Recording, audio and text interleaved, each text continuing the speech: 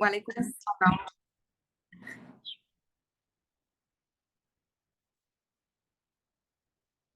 আসসালামু আলাইকুম সবাইকে। আজকে তোমাদের সাথে আমার প্রথম ক্লাস। সামনে বেশ কয়েকটা বায়োলজি ক্লাস আমি নিব ইনশাল্লাহ। তো তোমরা অলরেডি হচ্ছে গিয়ে পোস্টের মাধ্যমে আমাকে দেখছো।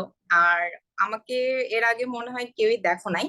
তো যাই হোক, আমি এখন স্যার সলিমুল্লাহ মেডিকেলের ফাইনাল ইয়ারে পড়ছি। তো সলিমুল্লাহ মেডিকেলের নাম শুনছো? হ্যাঁ, আপু শুনছি। পাবলিক নাকি প্রাইভেট জানো? পাবলিক। না, সলিমুল্লাহর নাম বললে অনেকেই জিজ্ঞেস করে, বুঝছো। ইভেন আজকে আমাকে একজন মেসেজ দিচ্ছে যে আপু আপনি যে মেডিকেলে পড়েন এটা কি পাবলিক নাকি প্রাইভেট, তো এই জন্য আমি একটু জিজ্ঞেস করলাম মজা করার জন্য, বুঝছো। আচ্ছা যাই হোক, তোমরা এখন খুব গুরুত্বপূর্ণ একটা ফেজে আসো, তাই না? যে তোমরা এখন সামনে কলেজের জন্য প্রিপারেশন নিচ্ছ, সবাই চাচ্ছ একটা ভালো কলেজে ভর্তি হতে। এখন আমরা জানি যে যেই ভালো কলেজগুলো আসলে আছে, তার মধ্যে একদম টপ 3 কলেজ যদি আমরা বলি, তো সেগুলোতে হচ্ছে গিয়ে পরীক্ষার মাধ্যমে এরকম ভর্তি প্রক্রিয়াটা চলে। তো এখন পরীক্ষার ক্ষেত্রে যেটা দেখা যায় যে মানে তোমরা অনেক কিছু হয়তো বা এসএসসি এর সময় পড়েছো, সবকিছু লাগবেও না। সবচেয়ে বেশি যে জিনিসটা তোমাদের জন্য প্রয়োজন সেটা হচ্ছে কি একটা গোছানো পড়াশোনা। কারণ বুঝে পড়ার সময় কিন্তু তোমাদের এসএসসির মধ্যেই ছিল। তখন তোমরা হচ্ছে গিয়ে পুরো 2 বছর 9 10 পড়েছো, ভালোই বুঝে শুনে পড়ছো, তাই না? তো এখন তোমাদের যেটা দরকার সেটা হচ্ছে গিয়ে যে কোনো চ্যাপ্টার পড়ার ক্ষেত্রে আমরা অনেক বেশি গোছানো আকারে পড়বো। কারণ কি, অ্যাডমিশনের আগের দিন বা হচ্ছে গিয়ে আগের যে টাইমটা থাকবে তখন কিন্তু তোমার পুরোটা পড়া আসলে পসিবল না। তো সেক্ষেত্রে যতটা গোছানো থাকবে তত হচ্ছে গিয়ে কি তোমার পড়াটা ইজি হয়ে যাবে। আর দেখা যায় যে তোমার অ্যাডমিশনের ক্ষেত্রে কলেজ অ্যাডমিশন আর হচ্ছে গিয়ে কি এসএসসি সম্পূর্ণ আলাদা। এসএসসির ক্ষেত্রে তুমি যেরকম রিটেন এমসিকিউ পেয়েছো, কলেজ অ্যাডমিশনের ক্ষেত্রে তো আর ওইরকম সৃজনশীল তোমার থাকতেছে না। তো সেক্ষেত্রে পড়াশোনার ক্ষেত্রে আমরা হচ্ছে গিয়ে যেই জিনিসগুলো আসলে কলেজ অ্যাডমিশনে আসে ওই জিনিসগুলো আমরা বেশি গুরুত্ব দিয়ে পড়বো। অনেক সময় দেখা যায় আসলে যে কোনো অ্যাডমিশনের ক্ষেত্রে স্টুডেন্টরা হচ্ছে গিয়ে চিন্তা করে যে আমি সব পড়বো, আমার সব পড়তে হবে। A to Z পড়তে গেলে তোমার যেটা হবে যে দেখা যাবে যে যেই জিনিসটা আসলে ইম্পর্টেন্ট না তুমি ওখানে অনেক বেশি হচ্ছে ফোকাস করতেছো। অপরদিকে যেই জিনিসটা আসলে ইম্পর্টেন্ট সেখানে তোমার ফোকাস কম থাকবে। তো তখন দেখা যাবে যে তোমার অনেক পরিশ্রম করার পরও রেজাল্টটা আসলে তোমার যেটা তুমি এক্সপেক্ট করতেছো ওইটা হবে না। তো আজকে আমাদের বেশ বড় একটা চ্যাপ্টারের হচ্ছে গিয়ে কি ক্লাস। তো আমরা চেষ্টা করব যে শুরু থেকেই এই আমি যা যা বলবো চেষ্টা করবো একটু খাতায় লিখে নিতে, বইয়ে অনেক কিছু আছে। কিছু বললাম? আচ্ছা, শোনো, তোমরা কিন্তু যদি না বুঝো, হ্যাঁ, তাহলে আমাকে অবশ্যই কোশ্চেন করবা, ঠিক আছে? তো কোশ্চেন নিয়ে হচ্ছে গিয়ে কোনো মনে হেজিটেশন রাখবা না যে আল্লাহ আপু এত আপুর ক্লাস তো কখনো করি নাই, কোশ্চেন করলে কি না কি মনে করে। তোমরা তো এখানে শিখতে আসছো, বলো। তোমরা যদি সব পারতা তাহলে কি আজকে আমার এখানে ক্লাস নেওয়ার কোনো দরকার ছিল? আচ্ছা আজকে, হ্যাঁ, আজকে ইনশাল্লাহ আমরা ফুল চ্যাপ্টার কভার করব। আচ্ছা দেখো, চ্যাপ্টারটা অনেক বড় হলেও চ্যাপ্টারটা কিন্তু অনেক সোজা। তাহলে আমরা ক্লাসটা শুরু করে দেই। অলরেডি হচ্ছে গিয়ে 9টা 8 বেজে গেছে। আর তোমাদের হচ্ছে গিয়ে দেখতে অসুবিধা হলে বা হচ্ছে গিয়ে কি শুনতে অসুবিধা হলে আমাকে অবশ্যই সাথে সাথে ইনফর্ম করবা, ঠিক আছে? আচ্ছা, তোমাদের বর্ণব ভাইও হচ্ছে গিয়ে আমার সাথে আজকে ক্লাসের শুরুতে ছিল, এখনো নাই। বর্ণ কিন্তু আমার জীবনের প্রথম স্টুডেন্টদের মধ্যে একজন, জানো। আচ্ছা যাই হোক, আমি যখন মেডিকেলে হচ্ছে গিয়ে পড়ি, আমি যখন মেডিকেলে চান্স পাই, আমি যখন ফার্স্ট ইয়ারে ছিলাম তখন আমি অ্যাডমিশনের এরকম ক্লাস নিতাম। তো তখন হচ্ছে গিয়ে বর্ণ আমার কাছে এনডিসি অ্যাডমিশনের জন্য পড়েছিল। আচ্ছা যাই হোক, তো আমি স্টার্ট করি। দেখো, আমরা আজকে জীবকোষ ও টিস্যু চ্যাপ্টারটা পড়বো, তাই তো। এখন আমরা যদি শুরুতেই একটু দেখি যে জীবকোষ অ্যাকচুয়ালি কি। দেখো, জীব প্রথমে এখানে দুইটা ওয়ার্ড আছে, একটা হচ্ছে গিয়ে জীব আর আরেকটা হচ্ছে গিয়ে কি কোষ, হ্যাঁ। এখন জীব কি তোমরা সবাই জানো যে যার জীবন আছে তাকে আমরা জীব বলি, তাই না? আচ্ছা, এরপরে দেখো, এটা এটা নিয়ে আমাদের তেমন কিছু বলার নাই। এরপরে যে জিনিসটা আছে সেটা হচ্ছে গিয়ে কি কোষ। এখন কোষের ক্ষেত্রে আমাদের দুইটা জিনিস জানতে হবে। দেখো দেখো, এই যে তুমি পড়তেছো বায়োলজি পড়তেছো, হ্যাঁ, এখানে আমাদের সবচেয়ে বেশি বিরক্ত লাগে কি বলতো? আমাদের বিরক্ত লাগে যে মাঝে মধ্যে মনে হয় না যে যখন ধরো আমি যখন সায়েন্সের স্টুডেন্ট মানে শুরুতে যখন সায়েন্স পড়তাম আমার তখন মনে হইতো যে নিউটনের মাথায় যদি আপেলটা না পড়তো তাহলে কতই না ভালো হইতো, তাই না? তাহলে অনেক কিছু হইতো না, অনেক সূত্র আসতো না, অনেক ম্যাথ করা লাগতো না, তাই না? তাহলে ঠিক সেরকম যে অনেক বিজ্ঞানীরা যদি দুনিয়াতে না আসতো তাহলে হয়তো অনেক কিছুই তোমার পড়া লাগতো না, কিন্তু তখন আসলে তোমার দুনিয়া অনেক পিছিয়ে থাকতো। এখন তাহলে এখানে আমি এই কথাটা কেন বলতেছি, আমি এটা বলতেছি এই জন্যই যে এই যে কোষ, এই কোষের ক্ষেত্রে আমাদের জানতে হবে যে প্রথম এই কোষের ধারণাটা আসলে কে সবার সামনে নিয়ে আসছেন। দেখো তুমি যখন একটা বোতল দেখো তখন তোমার বোতল দেখলে কি মনে হয়, বোতলের মধ্যে পানি আছে নাকি কোক আছে? কোক থাকলে খাইতে খুবই ভালো লাগে, পানি থাকলে আচ্ছা থাক বোতলের মধ্যে পানি আছে। কিন্তু রবার্ট হুক নামে একজন বিজ্ঞানী, সে যখন একটা বোতল দেখেছেন, উনি বোতলের ভিতরে বোতলের মুখটা আসলে কিরকম, বোতলের ছিপিটা আসলে কিরকম, উনি সেটা পর্যবেক্ষণ করেছেন। তাহলে রবার্ট হুক আর তুমি আমি তো আসলে এক না। উনি বিজ্ঞানী হবেন তাই উনি দেখছেন বোতলের ছিপি, তাই না? আচ্ছা, আর আমাদের গরম লাগে তাই আমরা দেখি বোতলের মধ্যে ঠান্ডা পানি আছে নাকি কোক আছে। তো এখন দেখো এই যে বোতলের ছিপি, তোমরা যদি কখনো হোমিওপ্যাথিক ওষুধ খাও তাহলে দেখবা যে বোতলের ছিপিটা হচ্ছে কি কর্ক নামের একটা, মানে ছিপিটা হচ্ছে গিয়ে, ওই ছিপিটাকে আমরা কর্ক বলি। তাহলে এই কর্কটাকে উনি যখন অণুবীক্ষণ যন্ত্রের নিচে দেখলেন, উনি সেখানে খুব ক্ষুদ্র ক্ষুদ্র সেল দেখতে পেলেন। এখন উনি কি প্রথমেই এগুলোকে সেল বলেছেন? না, উনি প্রথমেই এগুলোকে সেল বলেন নাই। ওনার এই অণুবীক্ষণ যন্ত্রের মধ্যে যখন দেখেন তখন ক্ষুদ্র ক্ষুদ্র এরকম প্রকোষ্ঠ দেখতে পান, যেগুলোকে দেখতে ওনার মনে হয়েছে যে জেলখানায় কয়েদিরা যে সেলের ভিতরে থাকে সেই সেলের মতন। তাই উনি এগুলোর নামকরণ করেন সেল। এখন কথা হচ্ছে, আমার প্রশ্ন তোমাদের কাছে, বলতো রবার্ট হুক কি আসলে কোনো জীবিত কোষ দেখেছিলেন নাকি মৃত কোষ দেখেছিলেন? উনি কিন্তু বোতলের ছিপির কে অণুবীক্ষণ যন্ত্রের নিচে দিয়ে তারপরে উনি সেল দেখতে পান, তাহলে এটা কি জীবিত নাকি মৃত? ভুল হলে কোনো সমস্যা নাই, কিন্তু কথা বলতে হবে, নাহলে মনে হবে যে আমি একাই ক্লাস নিচ্ছি, তোমরা সবাই ঘুমাচ্ছ। মৃত কোষ। গুড, মৃত কোষ, তাই না? দেখো বোতলের ছিপি, বোতলের ছিপি কি আসলে কোনো জীব? বোতলের ছিপি তো আসলে কোনো জীব না, তাহলে এই কোষটা হচ্ছে মৃত কোষ। এখন কথা হচ্ছে, তাহলে আপু জীবিত কোষ আসলে কোথায় পাওয়া গিয়েছিল? জীবিত কোষ হচ্ছে গিয়ে প্রথমে দেখতে পান যিনি, তিনি তার নাম হচ্ছে গিয়ে লিওয়েন হুক। তার নাম হচ্ছে গিয়ে লিওয়েন হুক। তাহলে তার নাম আসলে অ্যান্টনি ভন লিওয়েন হুক, ঠিক আছে? পুরো নাম অ্যান্টনি ভন লিওয়েন হুক। এখন তুমি কিভাবে মনে রাখবা যে কে আসলে জীবিত কোষ দেখেছিলেন আর কে মৃত কোষ দেখেছিলেন? আমরা জানি জীবিত মানে হচ্ছে গিয়ে কে, যে হচ্ছে গিয়ে বেঁচে আছে, অ্যালাইভ, বা তুমি এভাবে লাইভ মনে রাখতে পারো। তাহলে লিওয়েন হুক শুরু হয় হচ্ছে গিয়ে কি, এল দিয়ে, আর এই লাইভ শুরু হয় হচ্ছে এল দিয়ে, তাহলে লিওয়েন হুক হচ্ছে জীবিত কোষ দেখতে পান। আচ্ছা, তাহলে কোষ নিয়ে আমরা জানলাম যে কোষ কে আবিষ্কার করেছেন, কে মৃত কোষ দেখেছেন আর কে জীবিত কোষ দেখেছেন। এখন আমাদের যেটা জানতে হবে যে কোষ আসলে কি। দেখো আমরা যখন কোষ কি এই জিনিসটা তোমাদেরকে প্রশ্ন করি, তখন তোমরা একটাই উত্তর দাও, সেটা হচ্ছে গিয়ে কি বলতো? আমি বলবো না তোমরাই বলবা? আচ্ছা আমি বলি। দেখো কোষ হচ্ছে গিয়ে জীবদেহের গঠন ও কাজের একক, তাই না? জীবদেহের গঠন ও কাজের একককে বলা হয় কোষ। আচ্ছা, এখন দেখো এই যে জীবদেহের গঠন এবং কাজের একককে কোষ বলে, এইখান থেকে আমার প্রশ্ন হচ্ছে কাজের একক কেন বলা হচ্ছে? একক বলতে তুমি এখানে কি বুঝো? একক বলতে আমরা কি বুঝি? একক বলতে আমরা বুঝি, যেমন ধরো তুমি একটা যে কোনো পদার্থকে যখন ভাঙতে থাকো, তখন একটা সময় তুমি অণু পাও, পরমাণু পাও, তাই না? তারপর পরমাণুকে ভাঙলে আমরা কি পাই? পরমাণুর ভিতরে কি থাকে? পরমাণুর ভিতরে থাকে হচ্ছে গিয়ে গিয়ে প্রোটন, নিউট্রন, হ্যাঁ, ইলেকট্রন। এখন এই কোষের ক্ষেত্রে হচ্ছে তুমি চিন্তা করো যে কোনো জীবের বডি যদি একদম ক্ষুদ্রতম কোনো একক থাকে, সেই ক্ষুদ্রতম এককটা হচ্ছে গিয়ে কোষ। এর কোষটা হচ্ছে গিয়ে ক্ষুদ্রতম যে কোনো অর্থবহ একক। আচ্ছা, এখন কথা হচ্ছে তাহলে জীব দেহ, এই কোষগুলো আসলে কিভাবে দেহটাকে গঠন করে? অনেকগুলো কোষ মিলে গঠিত হবে হচ্ছে টিস্যু। এরপর অনেকগুলো টিস্যু মিলে কি গঠন করবে বলতো? অনেকগুলো টিস্যু মিলে গঠন করবে কোন একটা পার্টিকুলার অঙ্গ, এবং অনেকগুলো অঙ্গ মিলে তোমার একটা তন্ত্র গঠন করবে। যেমন ধরো আমরা বলি যে আমি এই যে শ্বাস নিচ্ছি, এই শ্বাসের ক্ষেত্রে হচ্ছে গিয়ে আমার নাক কাজ করতেছে, এরপর আমার ফুসফুস ইনভলভ আছে, এরা প্রত্যেকে ইন্ডিভিজুয়ালি এক একটা অঙ্গ, এবং এরা সবাই মিলে কি গঠন করবে? আমার শ্বসন তন্ত্র। ঠিক সেরকম তোমার বডিতে আরো অনেক তন্ত্র আছে, যেমন পরিপাক তন্ত্র, হ্যাঁ, রেচন তন্ত্র, রক্ত সংবহন তন্ত্র।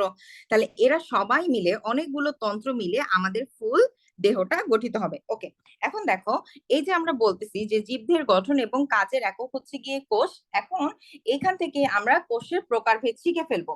দেখো, গঠনের উপর ভিত্তি করে আমরা যদি চিন্তা করি, গঠনের উপর ভিত্তি করে কোষ হচ্ছে গিয়ে দুই প্রকার। আবার কাজের উপর ভিত্তি করে, যে কোষটা আসলে আমাদের বডিতে কি কাজ করতেছে তার উপর ভিত্তি করেও কিন্তু কোষ দুই প্রকার। এখন কাজের উপর ভিত্তি করে আমরা কোষকে দুইটা ভাগে ভাগ করতে পারি। একটা হচ্ছে গিয়ে কি দেহকোষ, আর আরেকটা হচ্ছে জনন কোষ। তাহলে এটা কিন্তু তোমাদের একটা প্রশ্ন আসতে পারে যে কাজের উপর ভিত্তি করে কোষ কয় প্রকার।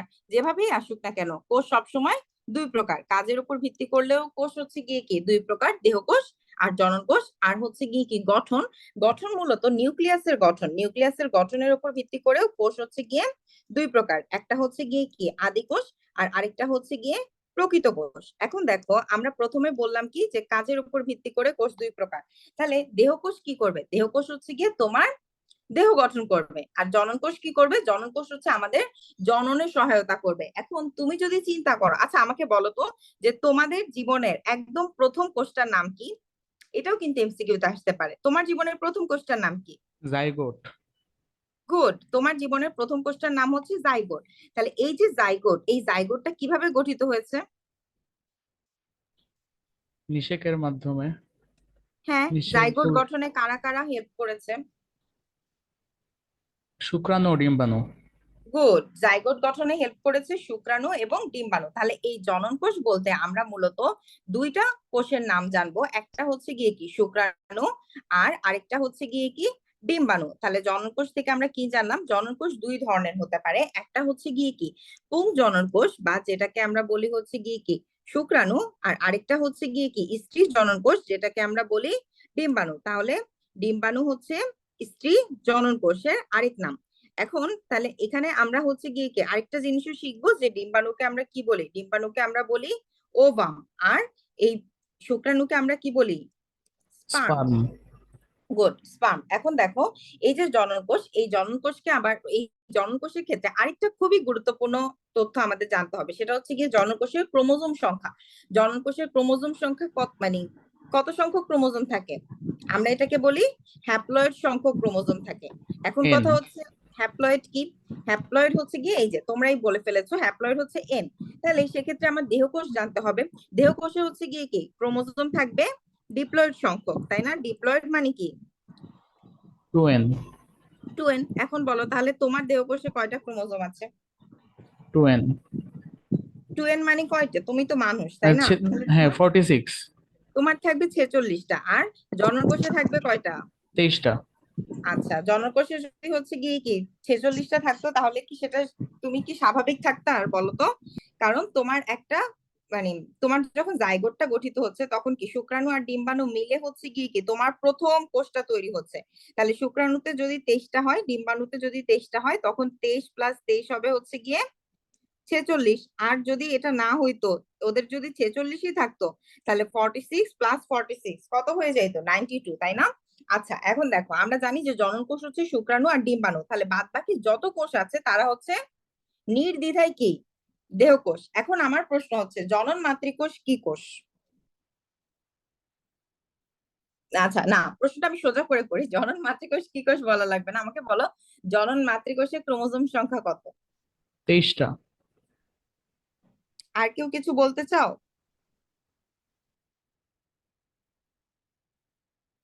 আচ্ছা দেখো, আমি জানতাম তোমরা এটা 23টাই বলবা। সব সময় মাথায় রাখবা, জনন মাতৃকোষে ক্রোমোজোম সংখ্যা হচ্ছে 46। ঠিক আছে? তাহলে এত কিছু আমি পড়াইলাম, পরীক্ষায় যদি আসে জনন মাতৃকোষে ক্রোমোজোম সংখ্যা কত, আপু তো সেটা পড়ায় নাই, তখন তো সব ওলট পালট হয়ে যাবে, তাই না? তাহলে এখন লিখে নাও যে জনন মাতৃকোষে ক্রোমোজোম সংখ্যা হচ্ছে 46টা। ঠিক আছে? এবং এই জনন মাতৃকোষ থেকে জনন কোষ সৃষ্টি হয়। জনন কোষ হচ্ছে হ্যাপ্লয়েড, জনন মাতৃকোষ হচ্ছে ডিপ্লয়েড। শোনো, জনন মাতৃকোষ থেকে জনন কোষ সৃষ্টি হয় মাইটোসিস প্রক্রিয়ায়। আর মায়োসিস প্রক্রিয়া, মায়োসিস প্রক্রিয়ায় কি হয়? ক্রোমোজোম সংখ্যা অর্ধেক হয়ে যায়। অর্ধেক হয় না? এটা তো পড়ছো নাকি এই চ্যাপ্টার হ্যাঁ, তোমাদের? হ্যাঁ, হ্যাঁ। তোমরা কি শর্ট সিলেবাস না ফুল না, সিলেবাস? না, না, ফুল সিলেবাস। আচ্ছা, আচ্ছা ঠিক আছে, তাহলে এতটুকুন পর্যন্ত কারো কোনো কোশ্চেন আছে? এখান থেকে এতটুকুনি পড়া লাগবে, জনন কোষ আর দেহকোষ থেকে। জনন মাতৃকোষে ক্রোমোজোম সংখ্যা 46, আর জনন মাতৃকোষ থেকে মিওসিস পদ্ধতিতে বিভাজনের মাধ্যমে কি হয়, জনন কোষ সৃষ্টি হয়। ওকে, এবার আমরা চলে যাব আদিকোষ এবং প্রকৃত কোষে। আমি নিচে একটা চার্ট করে আদিকোষ এবং প্রকৃত কোষের একটা ডিফারেন্স হচ্ছে গিয়ে লিখে দিব, তোমরা এই ডিফারেন্সটাই পড়বে। এখন চিন্তা করো, আদিকোষ এটা হচ্ছে গিয়ে কিসের উপর ভিত্তি করে, আদিকোষ আর প্রকৃত কোষ দুইটা ভাগে আমরা ভাগ করছি বলতো, নিউক্লিয়াসের গঠনের উপর ভিত্তি করে। এখন তার আগে কি আমাদের জানা উচিত না যে একটা নিউক্লিয়াসে কি কি থাকে? দেখো, নিউক্লিয়াসের মধ্যে টোটাল 4টা জিনিস থাকবে। এই 4টা জিনিসের মধ্যে সবচেয়ে বাইরে, নিউক্লিয়াসের বাইরে একটা কি থাকে, নিউক্লিয়ার আবরণী। যদি নিউক্লিয়ার এই আবরণীটা না থাকে, তাহলে সেই নিউক্লিয়াসটাকে আমরা কি বলবো, সেই নিউক্লিয়াসটাকে আমরা বলবো যে এটা সুগঠিত নিউক্লিয়াস নয়, বা এদেরকে আমরা বলবো আদি নিউক্লিয়াস। ঠিক আছে? আর যদি এরকম আবরণী বা পর্দা দিয়ে আবৃত থাকে নিউক্লিয়াসটা, তাহলে সেটাকে আমরা কি বলি, সেটাকে আমরা বলি হচ্ছে কি সুগঠিত নিউক্লিয়াস। এখন আদি কোষের আর কি কি নাম আছে আমাকে বলতে পারবা? আচ্ছা শোনো, আমি বলি আদি কোষের আর কি কি নাম আছে। আদি কোষের আরেকটা নাম হচ্ছে প্রোক্যারিওটিক সেল। এখন প্রোক্যারিওটিক শব্দটা কিভাবে আসছে দেখো, আমরা সবসময় মনে করি কি প্রো মানে হচ্ছে কি, বলে না যে তুই তো প্রো লেভেলে চলে গেছিস, প্রো মানে অনেক বেশি আপডেটেড, কিন্তু আসলে প্রো মানে হচ্ছে গিয়ে ব্যাকডেটেড। বুঝছো? আদি, আদি মানে হচ্ছে গিয়ে কি, যেমন ধরো আমরা আদিম যুগে যে মানুষ দেখতাম তাদের চাইতে আমরা অনেক বেশি উন্নত না? তো তুমি সেভাবেই মনে রাখবা যে আদিকোষ মানে হচ্ছে গিয়ে তোমার সেই অনেক অনেক বছর আগে ব্যবহার করা নোকিয়া 1200-র একটা হ্যান্ডসেট। আর প্রকৃত কোষ হচ্ছে গিয়ে বর্তমানে মানুষ যেটা ব্যবহার করে সব, মানে যেটা বেশি পপুলার, সবচেয়ে বেশি ব্যবহার করে না সেটা বলো, বর্তমানে সবচেয়ে পপুলার কি, যেটা জীবনে সবারই একটা দরকার, অনেকে হয়তো বাসায় বলেও ফেলছে চান্স পাইলে আমাকে একটা কিনে দিও। বলো নাই কেউ? তোমরা অনেক ভালো। আচ্ছা, সেটা হচ্ছে আইফোন। আচ্ছা এখন দেখো, আমরা আদিকোষের ক্ষেত্রে মনে রাখবো আদিকোষ হচ্ছে কি আমাদের সেই নোকিয়া 1200 হ্যান্ডসেটটা। ঠিক আছে? আর প্রকৃত কোষটা হচ্ছে গিয়ে কি, প্রকৃত কোষ হচ্ছে গিয়ে আপডেটেড একটা ফোন, তাহলে যার মধ্যে অনেক কিছু থাকবে, যার মধ্যে সব উন্নত বৈশিষ্ট্য থাকবে। এখন ইউ মানে কি, ইউ মানে সবসময় মনে রাখবা, ইউ মানে হচ্ছে গিয়ে কি সুগঠিত ঠিক না, ইউ মানে হচ্ছে গিয়ে আমরা বলি ভালো। এটা দিয়ে তুমি অনেক জায়গায় অনেক হচ্ছে গিয়ে কি এমসিকিউ সলভ করতে পারবা, এবং সবচেয়ে বেশি তুমি লাভবান হবা হচ্ছে গিয়ে যখন তুমি ইন্টারে উঠবা। তাহলে এই জিনিসগুলো আমাদের ছোট ছোট জিনিস মনে রাখতে হবে। আচ্ছা, প্রো মানে আদি, এটা আমরা জানলাম। তাহলে ক্যারিওটিক মানে কি, ক্যারিওটিক কথাটা আসছে হচ্ছে গিয়ে ক্যারিওন থেকে, যেটা দিয়ে আমরা বুঝবো হচ্ছে গিয়ে নিউক্লিয়াস। ক্যারিওন মানে হচ্ছে নিউক্লিয়াস। ওকে, আচ্ছা তাহলে এখন দেখো আদিকোষ এবং প্রকৃত কোষ নিয়ে আমরা একটু দেখি। আদিকোষ আর প্রকৃত কোষের ক্ষেত্রে আমরা একটু পার্থক্যটা দেখি। তোমরা অনেকেই হয়তো বা পার্থক্য করে পড়েছো। প্রথম আমাদের যে জিনিসটা জানতে হবে সেটা হচ্ছে গিয়ে কি, নিউক্লিয়ার মেমব্রেন বা নিউক্লিয়ার পর্দা। তাহলে নিউক্লিয়ার মেমব্রেন বা নিউক্লিয়ার পর্দা আদিকোষে কি আছে নাই, নাকি নাই বলো তো, তোমরাই আমাকে বলো। নিউক্লিয়ার পর্দা আদিকোষে নেই, কারণ ও তো অনুন্নত, তাই না? আচ্ছা, তুমি আগের যুগের মানুষের কথা চিন্তা করো, ওরা কি জামা কাপড় পরতো? আদিম যুগের মানুষ, ওদের পর্দা ছিল ছিল না। ঠিক সেরকম আর প্রকৃত কোষের মধ্যে হচ্ছে নিউক্লিয়ার পর্দাটা থাকবে। এরপর দেখো, যেহেতু নিউক্লিয়ার পর্দা বা নিউক্লিয়ার মেমব্রেন নেই, তার মানে এটার ক্ষেত্রে কি, নিউক্লিয়াসটা কি সুগঠিত নিউক্লিয়াস কি আমরা এখানে পাবো? সুগঠিত নিউক্লিয়াস মানে হচ্ছে গিয়ে যার মধ্যে 4টাই উপাদান থাকবে, তাহলে সুগঠিত নিউক্লিয়াস আমরা এখানে পাবো না, আর এখানে আমরা পাবো। এরপর চিন্তা করো, আমরা জানি যে আমাদের ক্রোমোজোমের ভিতরে কি থাকে, ক্রোমোজোমের ভিতরে থাকে হচ্ছে গিয়ে ডিএনএ, তাই তো? তাহলে ডিএনএ এর ক্ষেত্রে আমরা দেখবো যে, আমরা জানি যে ডিএনএ হচ্ছে গিয়ে এরকম সূত্রাকার, তাই না? তাহলে আমরা জানি যে ডিএনএ সূত্রাকার, যেহেতু ও আদিকোষ, ও হচ্ছে গিয়ে কি একদমই ব্যাকডেটেড, তাহলে ওর ডিএনএটা কি হবে, ব্যাকডেটেড দেখে ওকে আমি দিব কি জিরো। আর জিরো দেখতে কিসের মতন, বৃত্তের মতন। তাহলে ওর ডিএনএটা কিসের মতন, ওর ডিএনএটা হচ্ছে বৃত্তাকার। বুঝতে পেরেছো? আর প্রকৃত কোষের ক্ষেত্রে হচ্ছে গিয়ে কি ডিএনএটা কিরকম হবে, ডিএনএটা হবে হচ্ছে সূত্রাকার। আচ্ছা এরপরে দেখো, যে আমরা জানি যে আদিকোষ এবং প্রকৃত কোষ এদের মধ্যে হচ্ছে, যেহেতু কোষের ভিতরে বেশ কিছু কোষীয় অঙ্গাণু আমরা পড়েছি, তাই না? তাহলে কোষীয় অঙ্গাণুর মধ্যে আদিকোষের ক্ষেত্রে আমরা দেখব শুধুমাত্র কি আছে, শুধুমাত্র রাইবোজোম আছে। আর প্রকৃত কোষের মধ্যে হচ্ছে গিয়ে কি প্রায় সব ধরনের কোষীয় অঙ্গাণুই আমরা পাবো। ঠিক আছে? এখন সবসময় একটা জিনিস মনে রাখবা, যে যার কেউ নাই, তার কি আছে জানো? আমরা বলি না যে যার কেউ নাই তার আল্লাহ আছে, ঠিক সেরকম কোষের ক্ষেত্রে হচ্ছে যার কেউ নাই তার রাইবোজোম আছে। তাহলে প্রকৃত কোষের ক্ষেত্রে আমরা হচ্ছে গিয়ে কি সব ধরনের কোষীয় অঙ্গাণুই পাবো, রাইবোজোম তো পাবোই, অন্যান্য কোষীয় অঙ্গাণুগুলো পাবো, আর আদি কোষের ক্ষেত্রে আমরা শুধুমাত্র রাইবোজোম পাবো। আচ্ছা, এরপর দেখো রাইবোজোম আবার দুই ধরনের হয়, একটা হচ্ছে গিয়ে কি 70S আর আরেকটা হচ্ছে গিয়ে কি 80S। যেহেতু হচ্ছে গিয়ে কি আদি কোষ হচ্ছে গিয়ে ব্যাকডেটেড, তার জন্য ওর পয়েন্ট কম, ওর রাইবোজোমটা হবে 70S আর প্রকৃত কোষেরটা হবে 80S। এস দিয়ে বোঝায় বেদবার্ট একক, ঠিক আছে? এটা নিয়ে তোমরা ইন্টারে ডিটেলস পড়বা। আচ্ছা, এরপরে দেখো যে কোষ বিভাজন, কোষ বিভাজনের ক্ষেত্রে আদি কোষে কোন ধরনের কোষ বিভাজন হবে বলো তো? অ্যামাইটোসিস। কারণ আমরা জানি যে অ্যামাইটোসিস হচ্ছে একটি কি উন্নত কোষ বিভাজন পদ্ধতি। আর প্রকৃত কোষের কোষ বিভাজনটা কি মাইটোসিস, এবং আরেকটা কোষ বিভাজন আমরা পড়েছি মিওসিস। আচ্ছা, সবসময় একটা জিনিস মনে রাখবা, মিওসিস এবং মায়োসিস দুইটাই কিন্তু সেম, ঠিক আছে? যাহাই মিওসিস তাহাই মায়োসিস। আচ্ছা, এরপরে হচ্ছে গিয়ে কি শ্বসন। শ্বসনের ক্ষেত্রে হচ্ছে কি যেহেতু আদিকোষ, ওর ক্ষেত্রে সবই হচ্ছে অনুন্নত প্রসেস হয়, তাই ওর শ্বসনের ক্ষেত্রে কোনো ধরনের হচ্ছে গিয়ে কি অক্সিজেন লাগবে না। ওর ক্ষেত্রে মূলত অবাত শোষণ হয়, আর এখানে হবে হচ্ছে গিয়ে কি সবাত শোষণ। তাহলে এটা গেল আমাদের আদিকোষ এবং প্রকৃত কোষের ডিফারেন্স। আমরা যদি ডিফারেন্স করে পড়ি তাহলে সেটা আমাদের জন্যই ভালো হবে। আচ্ছা, এবার আমরা চলে যাই কোষের পরবর্তী টপিকে। তোমাদের পরবর্তী টপিক হচ্ছে গিয়ে কি উদ্ভিদ এবং প্রাণী কোষে থাকা বিভিন্ন কোষীয় অঙ্গাণু। আচ্ছা, তাহলে কোষীয় অঙ্গাণুর ক্ষেত্রে আমাদের এখানে আমরা একটা চার্ট আকারে পড়বো, একটা ফ্লো চার্টের মতন আমরা করব। দেখো আমরা আচ্ছা ফ্লো চার্টের মতন করব। ফ্লো চার্টের একদম উপরে আমরা লিখবো হচ্ছে গিয়ে কি জীবকোষ।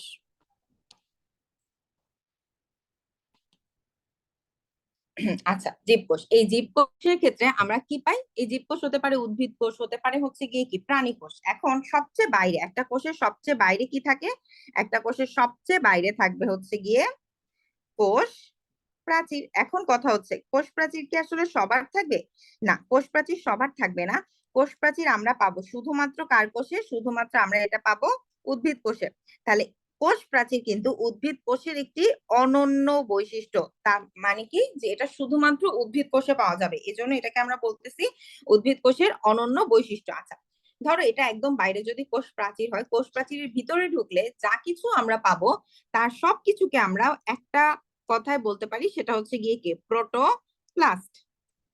ঠিক আছে, প্রোটোপ্লাস্ট। এখন এই প্রোটোপ্লাস্টকে আবার যদি আমরা হচ্ছে গিয়ে ভাগ করি, তাহলে এই প্রোটোপ্লাস্টের মধ্যে আমরা কি পাবো? এই প্রোটোপ্লাস্টের মধ্যে আমরা প্রোটোপ্লাজম পাবো, কিছু নির্জীব বস্তু পাবো। এখন নির্জীব বস্তুগুলো কি? সেগুলো তোমাদের এখন লাগবে না, ওগুলি আমরা ইনশাআল্লাহ ইন্টারে পড়বো। আচ্ছা, তাহলে প্রোটোপ্লাস্টের মধ্যে আমরা কি পাবো? প্রোটোপ্লাস্টের মধ্যে আমরা পাবো হচ্ছে গিয়ে প্রোটোপ্লাজম, যেটা এবং কিছু নির্জীব বস্তু, এই দুইটা মিলে হচ্ছে গিয়ে টোটাল প্রোটোপ্লাস্টটা।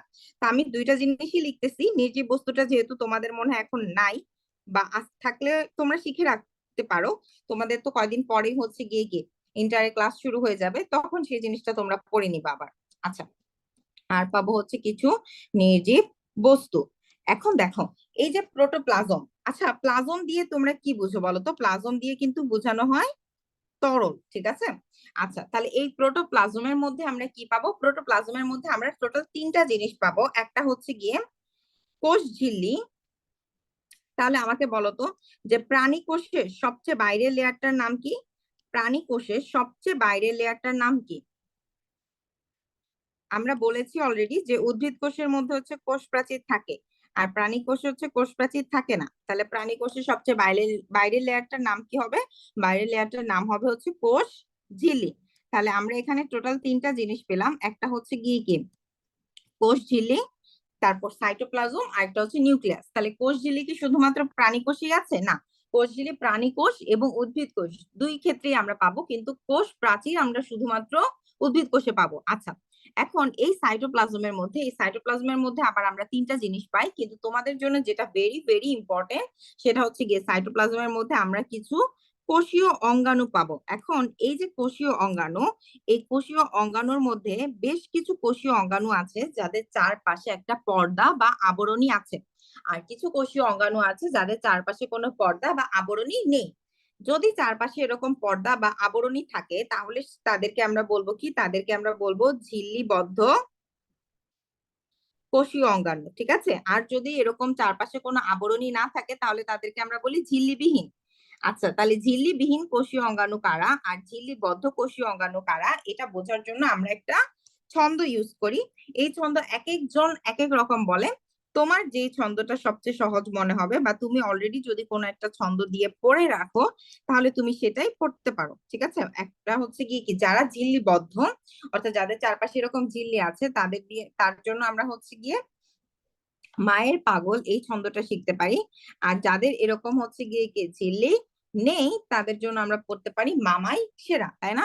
সবার জীবনেই কিন্তু মামারা সেরা থেকে দেখা যায় যে অনেক আবদার আসলে মামাদের দিয়ে আমরা পূরণ করতে পারি। আর তোমাদের মধ্যে সবচেয়ে বেশি কাকে ভালোবাসো বাবা মায়ের মধ্যে বললে ম্যাক্সিমাম মানুষই কিন্তু মা বলে, তাই না? তাহলে তোমরা সবাই হচ্ছে গিয়ে মনে করো কেউ হচ্ছে গিয়ে মায়ের পাগল। তো মা দিয়ে আমরা কি বুঝবো? মা দিয়ে আমরা বুঝবো হচ্ছে গিয়ে মাইটোকন্ড্রিয়া, ঠিক আছে। মাইটোকন্ড্রিয়া, ঠিক আছে। এর দিয়ে হচ্ছে গিয়ে কি এন্ডোপ্লাজমিক রেটিকুলাম, এন্ডোপ্লাজমিক রেটিকুলাম, ঠিক আছে। রেটিকুলাম। পাতে কি? পাতে হচ্ছে গিয়ে প্লাস্টিড, পাতে হচ্ছে প্লাস্টিড। আর আরেকটা কোষীয় অঙ্গাণু আছে প দিয়ে, সেটা হচ্ছে গিয়ে পার অক্সিজোম, পার অক্সিজোম, ঠিক আছে। গতে কি? গতে হচ্ছে গলগি বডি, গলগি বডি। আচ্ছা, গলগি বডিও যা গলজি বডিও কিন্তু সেম। আর লতে কি? লতে হচ্ছে লাইসোজোম। তাহলে এদের মধ্যে কি আছে?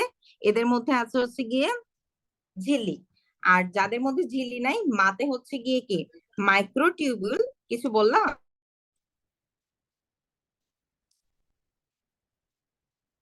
আচ্ছা, মাতে হচ্ছে মাইক্রোটিউবিউল।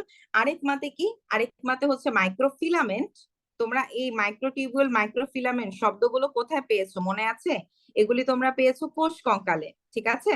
তাহলে এদেরকে একত্রে কিন্তু কোষ কঙ্কাল বলা হয়। আর এই রস্যই দিয়ে হচ্ছে ইন্টারমিডিয়েট ফিলামেন্ট, ঠিক আছে। ইন্টারমিডিয়েট ফিলামেন্ট, এই তিনটাকে একত্রে কোষ কঙ্কাল বলা হয়। তো এই জিনিসটা আবার ডিটেলসে আছে হচ্ছে গিয়ে তোমাদের এইচএসসি এর বইতে। তোমরা জাস্ট আপাতত মনে রাখবা যে এই তিনটা তো কোষ কঙ্কাল, তার মানে কোষ কঙ্কালে কোনো ঝিল্লি নাই। আর সে দিয়ে হচ্ছে গিয়ে কি সেন্ট্রিওল, ওকে। আর রাতে কি? আর রাতে হচ্ছে রাইবোজোম।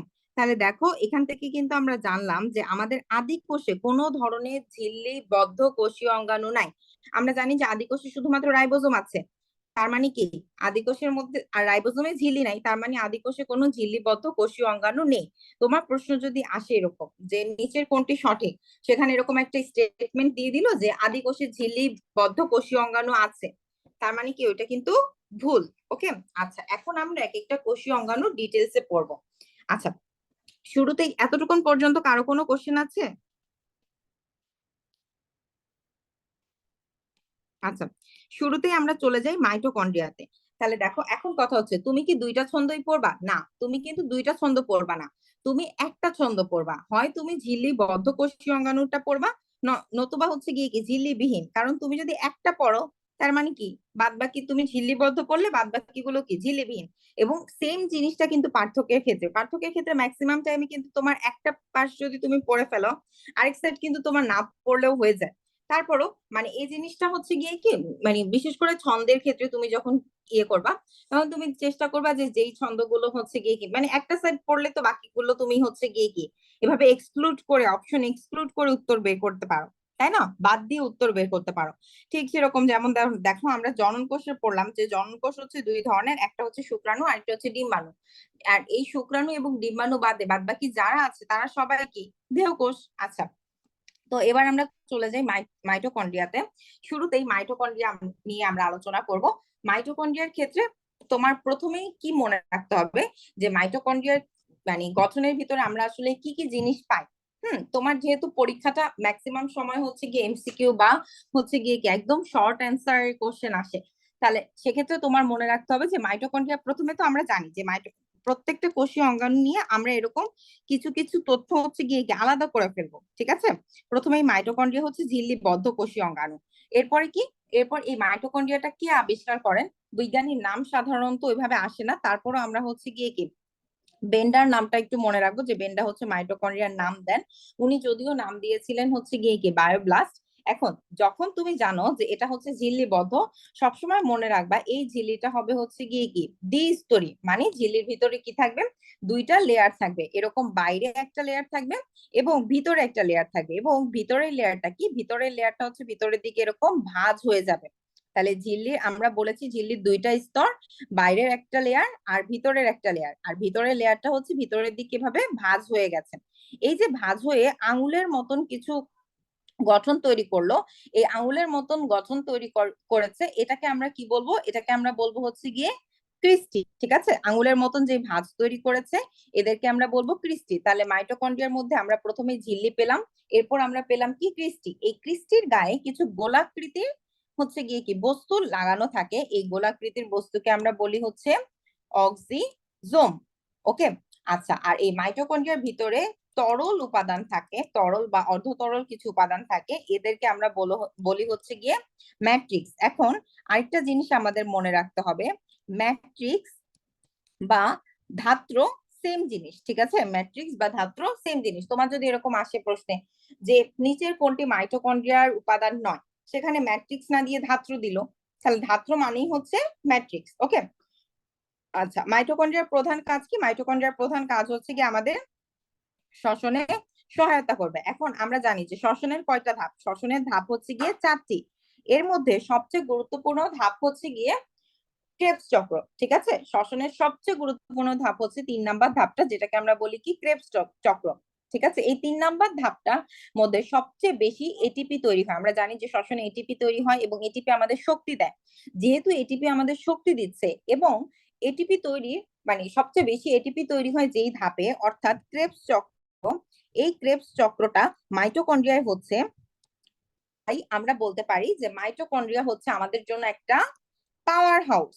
ঠিক আছে, মাইটোকন্ড্রিয়া হচ্ছে আমাদের জন্য একটা পাওয়ার হাউস। কেন? কারণ মাইটোকন্ড্রিয়ার মধ্যে শ্বসনের গুরুত্বপূর্ণ ধাপ ক্রেবস চক্র সংগঠিত হয় এবং ক্রেবস চক্রে সর্বাধিক এটিপি তৈরি হয়। ওকে, আচ্ছা, তাহলে মাইটোকন্ড্রিয়ার ক্ষেত্রে আমরা কি কি মনে রাখবো? প্রথমে আমাদের মনে রাখতে হবে যে মাইটোকন্ড্রিয়া একটা ঝিল্লিবদ্ধ কোষীয় অঙ্গাণু, ঝিল্লিটা দ্বিস্তরী। মাইটোকন্ড্রিয়ার ভিতরে আমরা ক্রিস্টি পাবো, আমরা অক্সিজোম পাবো, আমরা ম্যাট্রিক্স বা ধাত্র পাবো। মাইটোকন্ড্রিয়া শ্বসনে সহায়তা করে এবং শ্বসনের ক্ষেত্রে দেখা যাবে যে শ্বসনের 2 নাম্বার, 3 নাম্বার এবং 4 নাম্বার, এই 3টা ধাপ মাইটোকন্ড্রিয়ার ভিতরে হবে। শুধুমাত্র গ্লাইকোলাইসিস এই ধাপটা মাইটোকন্ড্রিয়ার মধ্যে হয় না। ঠিক আছে, আচ্ছা, তাহলে দেখো এইখানে আমাদের আরেকটা জিনিস মনে রাখতে হবে যে শ্বসনের সবচেয়ে গুরুত্বপূর্ণ ধাপ, অর্থাৎ 3 নাম্বার যে ধাপটা আছে, এই ধাপটার নাম হচ্ছে ক্রেবস চক্র। এই ধাপে সবচেয়ে বেশি এটিপি তৈরি হয় এবং যেহেতু সবচেয়ে বেশি এটিপি তৈরি হয় এবং এটিপি আমাদের শক্তির যোগান দেয়, আর এই ধাপটা যেহেতু মাইটোকন্ড্রিয়া হচ্ছে, তাই মাইটোকন্ড্রিয়াকে আমরা পাওয়ার হাউস বা শক্তিঘর উৎপাদন কেন্দ্র বলতে পারি।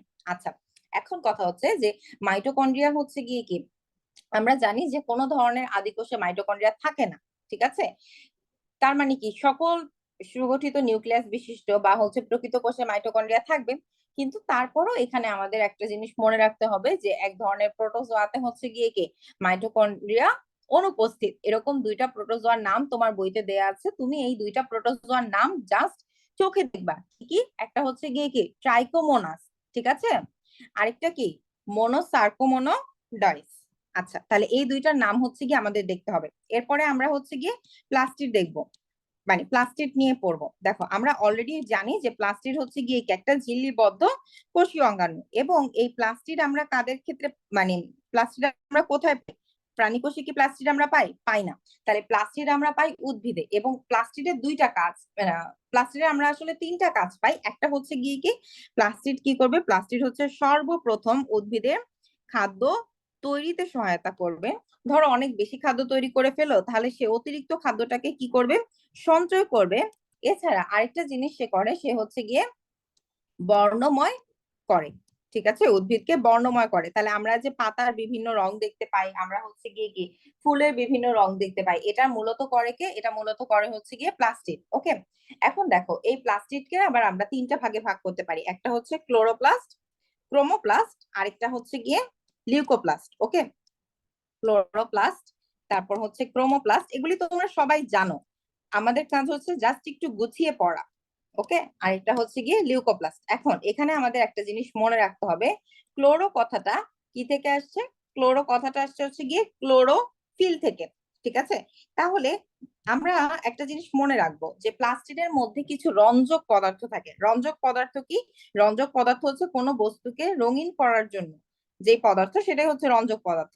এখন এই রঞ্জক পদার্থটা যদি সবুজ বর্ণের রঞ্জক পদার্থ হয়, তাহলে তাকে আমরা বলবো ক্লোরোফিল। আর কোন প্লাস্টিডে ক্লোরোফিল থাকলে তাকে বলা হয় ক্লোরোপ্লাস্ট। আচ্ছা, এখন দেখো ক্রোমো।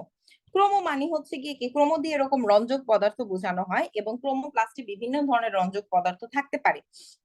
যদি সেই রঞ্জক পদার্থটা হয় লাল বর্ণের, তাহলে তাকে আমরা কি বলবো তোমরা কি জানো? তাহলে সেই রঞ্জক পদার্থটার নাম, মানে সেই রঞ্জক পদার্থকে আমরা বলি ফাইকো এরিথ্রিন। আচ্ছা, যদি সেই রঞ্জক পদার্থটা হয় নীল বর্ণের, তাহলে সেই রঞ্জক পদার্থটাকে আমরা বলি ফাইকো সায়ানিন। এটা মনে রাখার খুবই সহজ উপায় হচ্ছে নীল আর হচ্ছে নীল। আর এরিথ্রিন, এরিথ্রিন কথাটা আসছে এরিথ্রোসাইট থেকে। তোমরা এরিথ্রোসাইট শব্দটা শুনেছো নিশ্চয়ই। লোহিত রক্তকণিকাকে আমরা বলি এরিথ্রোসাইট। লোহিত রক্তকণিকা কি লাল বর্ণের না? এরিথ্রো দিয়ে রেড বোঝানো হয়। আচ্ছা, হলুদ যদি হয় তাহলে সেটাকে আমরা বলবো জ্যান্থোফিল। তাহলে তাকে আমরা বলি জ্যান্থোফিল। আর যদি সেটা কমলা বর্ণের হয়, তাহলে সেটাকে আমরা বলবো কি? ক্যারোটিন। ওকে। আচ্ছা, তাহলে যেহেতু বিভিন্ন রঙের প্লাস্টিক গুলোকে, মানে বিভিন্ন কালারফুল প্লাস্টিক গুলোকে আমরা বলতেছি ক্রোমোপ্লাস্ট, তাই এটা কি করবে? এটা হচ্ছে গিয়ে গাছপালাকে আকর্ষণীয় করবে, এবং আকর্ষণীয় করলে সুবিধা হবে কি, বিভিন্ন পোকামাকড় আকৃষ্ট হবে। আকৃষ্ট হলে সেটা পরাগায়নে সহায়তা করবে। আর সবশেষে আমরা যে প্লাস্টিকটা পাবো সেটা হচ্ছে লিউকোপ্লাস্ট। এই লিউকোপ্লাস্ট হচ্ছে গিয়ে কি বর্ণহীন প্লাস্টিক। এর মধ্যে হচ্ছে গিয়ে কি কোনো ধরনের এরকম বর্ণ নাই। এটা মূলত আমরা উদ্ভিদের মূলে পাই। আচ্ছা, এখন দেখো প্লাস্টিডের গঠনের ক্ষেত্রে, প্লাস্টিডের ক্ষেত্রে আমরা জানবো যে এরকম দ্বিস্তরী ঝিল্লি থাকবে, এবং এখানে হচ্ছে গিয়ে কি মাইটোকন্ড্রিয়ার ক্ষেত্রে যেরকম আমরা দেখেছিলাম যে বাইরের স্তরটা কি, বাইরের স্তরটা ছিল হচ্ছে গিয়ে, মানে বাইরের স্তরে কোনো ভাঁজ ছিল না, এবং ভিতরের স্তরটা হচ্ছে ভাঁজযুক্ত। প্লাস্টিকের ক্ষেত্রে এরকম আমরা কোনো ভাঁজ পাবো না, ঠিক আছে? দুইটা স্তরই এরকম মসৃণ স্মুথ। আচ্ছা, এরপর এর ভিতরে আমরা কি পাবো? এরকম থলের মতন জিনিস পাবো। এই যে একটা থলে, এই থলেকে আমরা বলি থাইলাকয়েড, ঠিক আছে? তাহলে পরপর অনেকগুলো থাইলাকয়েড মিলে যে গঠনটা তৈরি করে, এই গঠনটাকে আমরা বলি কি, এই টোটাল গঠনটাকে আমরা বলি গ্রানাম। গ্রানাম, ঠিক আছে? আর একটা প্লাস্টিডের মধ্যে অনেকগুলো গ্রানাম থাকতে পারে। তাহলে অনেকগুলো গ্রানাম যদি থাকে, সেই গ্রানাম গুলোকে একত্রে আমরা কি বলবো? সেই একত্রে, মানে অনেকগুলো গ্রানাম কে আমরা হচ্ছে গিয়ে কি বলি? গ্রানা বলি। গ্রানা হচ্ছে জাস্ট প্লুরাল ফর্ম। ওকে, তাহলে পাশাপাশি দুইটা গ্রানাম যেই নলের মতন অংশ দিয়ে যুক্ত থাকে, সেটাকে আমরা কি বলি জানো? সেটাকে আমরা বলি স্ট্রোমা ল্যামেলি। স্ট্রোমা ল্যামেলি, ঠিক আছে? আর এখানে স্ট্রোমা ল্যামেলি যদি আমরা পাই, তাহলে স্ট্রোমা কি? এখানেও হচ্ছে মাইটোকন্ড্রিয়ার মতন কিছু তরল পদার্থের মধ্যে এরা ভাসমান থাকে। সেই তরলটাকে আমরা বলি হচ্ছে স্ট্রোমা। মাইটোকন্ড্রিয়ার ক্ষেত্রে আমরা এটাকে কি বলতাম? ম্যাট্রিক্স বা মাতৃকা বা ধাত্র। ওকে। আচ্ছা, প্লাস্টিক থেকে আমাদের এতটুকুন জানলেই হবে। তাহলে যেই সকল জায়গায় সূর্যের আলো পৌঁছায় না, সেই সকল জায়গায় আমরা পাবো হচ্ছে লিউকোপ্লাস্ট, যেটা আসলে বর্ণহীন, কোনো ধরনের রঞ্জক পদার্থ থাকে না। আর যেখানে সূর্যের আলো পৌঁছায়, হ্যাঁ, এবং যেখানে হচ্ছে গিয়ে কি ক্লোরোফিল পাওয়া যায়, তাদেরকে আমরা বলবো ক্লোরোপ্লাস্ট। আর যেখানে হচ্ছে গিয়ে কি আরো কিছু রঙিন প্লাস্টিক আছে, কিন্তু সবুজ বাদে যে রঙিন প্লাস্টিক গুলো আছে, যেমন ধরো হচ্ছে গিয়ে কি যাদের মধ্যে আমরা ক্যারোটিন পাই, ফাইকোএরিথ্রিন পাই, তাদেরকে একত্রে আমরা বলি কি ক্রোমোপ্লাস্ট। আচ্ছা, এরপর আমরা চলে যাই গলগি বডিতে, বা তোমার বইতে মনে হয় দেয়া আছে গলজি বস্তু। তাহলে গলজি বস্তু নিয়ে আমাদের অনেক বেশি কিছু পড়ার দরকার নেই। আমাদের জাস্ট একটু জানতে হবে যে গলজি বস্তুর মধ্যে কি কি আছে। গলজি বস্তুর মধ্যে আমরা বেশ কিছু এরকম হচ্ছে গিয়ে কি চৌবাচ্চা আকৃতির গঠন দেখতে পাই। এদেরকে বলা হয় হচ্ছে গিয়ে কি সিস্টার্নি। তোমরা যদি ইন্টারে যখন উঠবা তখন ইনশাল্লাহ এটা নিয়ে আরেকটু ডিটেলসে পড়বা। আর এখানে কিছু হচ্ছে গিয়ে কি এরকম বেসিকলের মতন থাকবে, এরকম গোল আকৃতির কিছু থাকে, তাদেরকে ভেসিকল এবং ভ্যাকিউল বলা হয়, ঠিক আছে? তাহলে এগুলোকে আমরা বলবো কি সিস্টার্নি। সিস্টার্নি, ঠিক আছে? আর এরা হচ্ছে গিয়ে ভেসিকল। ভেসিকলের মধ্যে আবার হচ্ছে কি কিছু বড় ভেসিকল আছে, কিছু ক্ষুদ্র ভেসিকল আছে।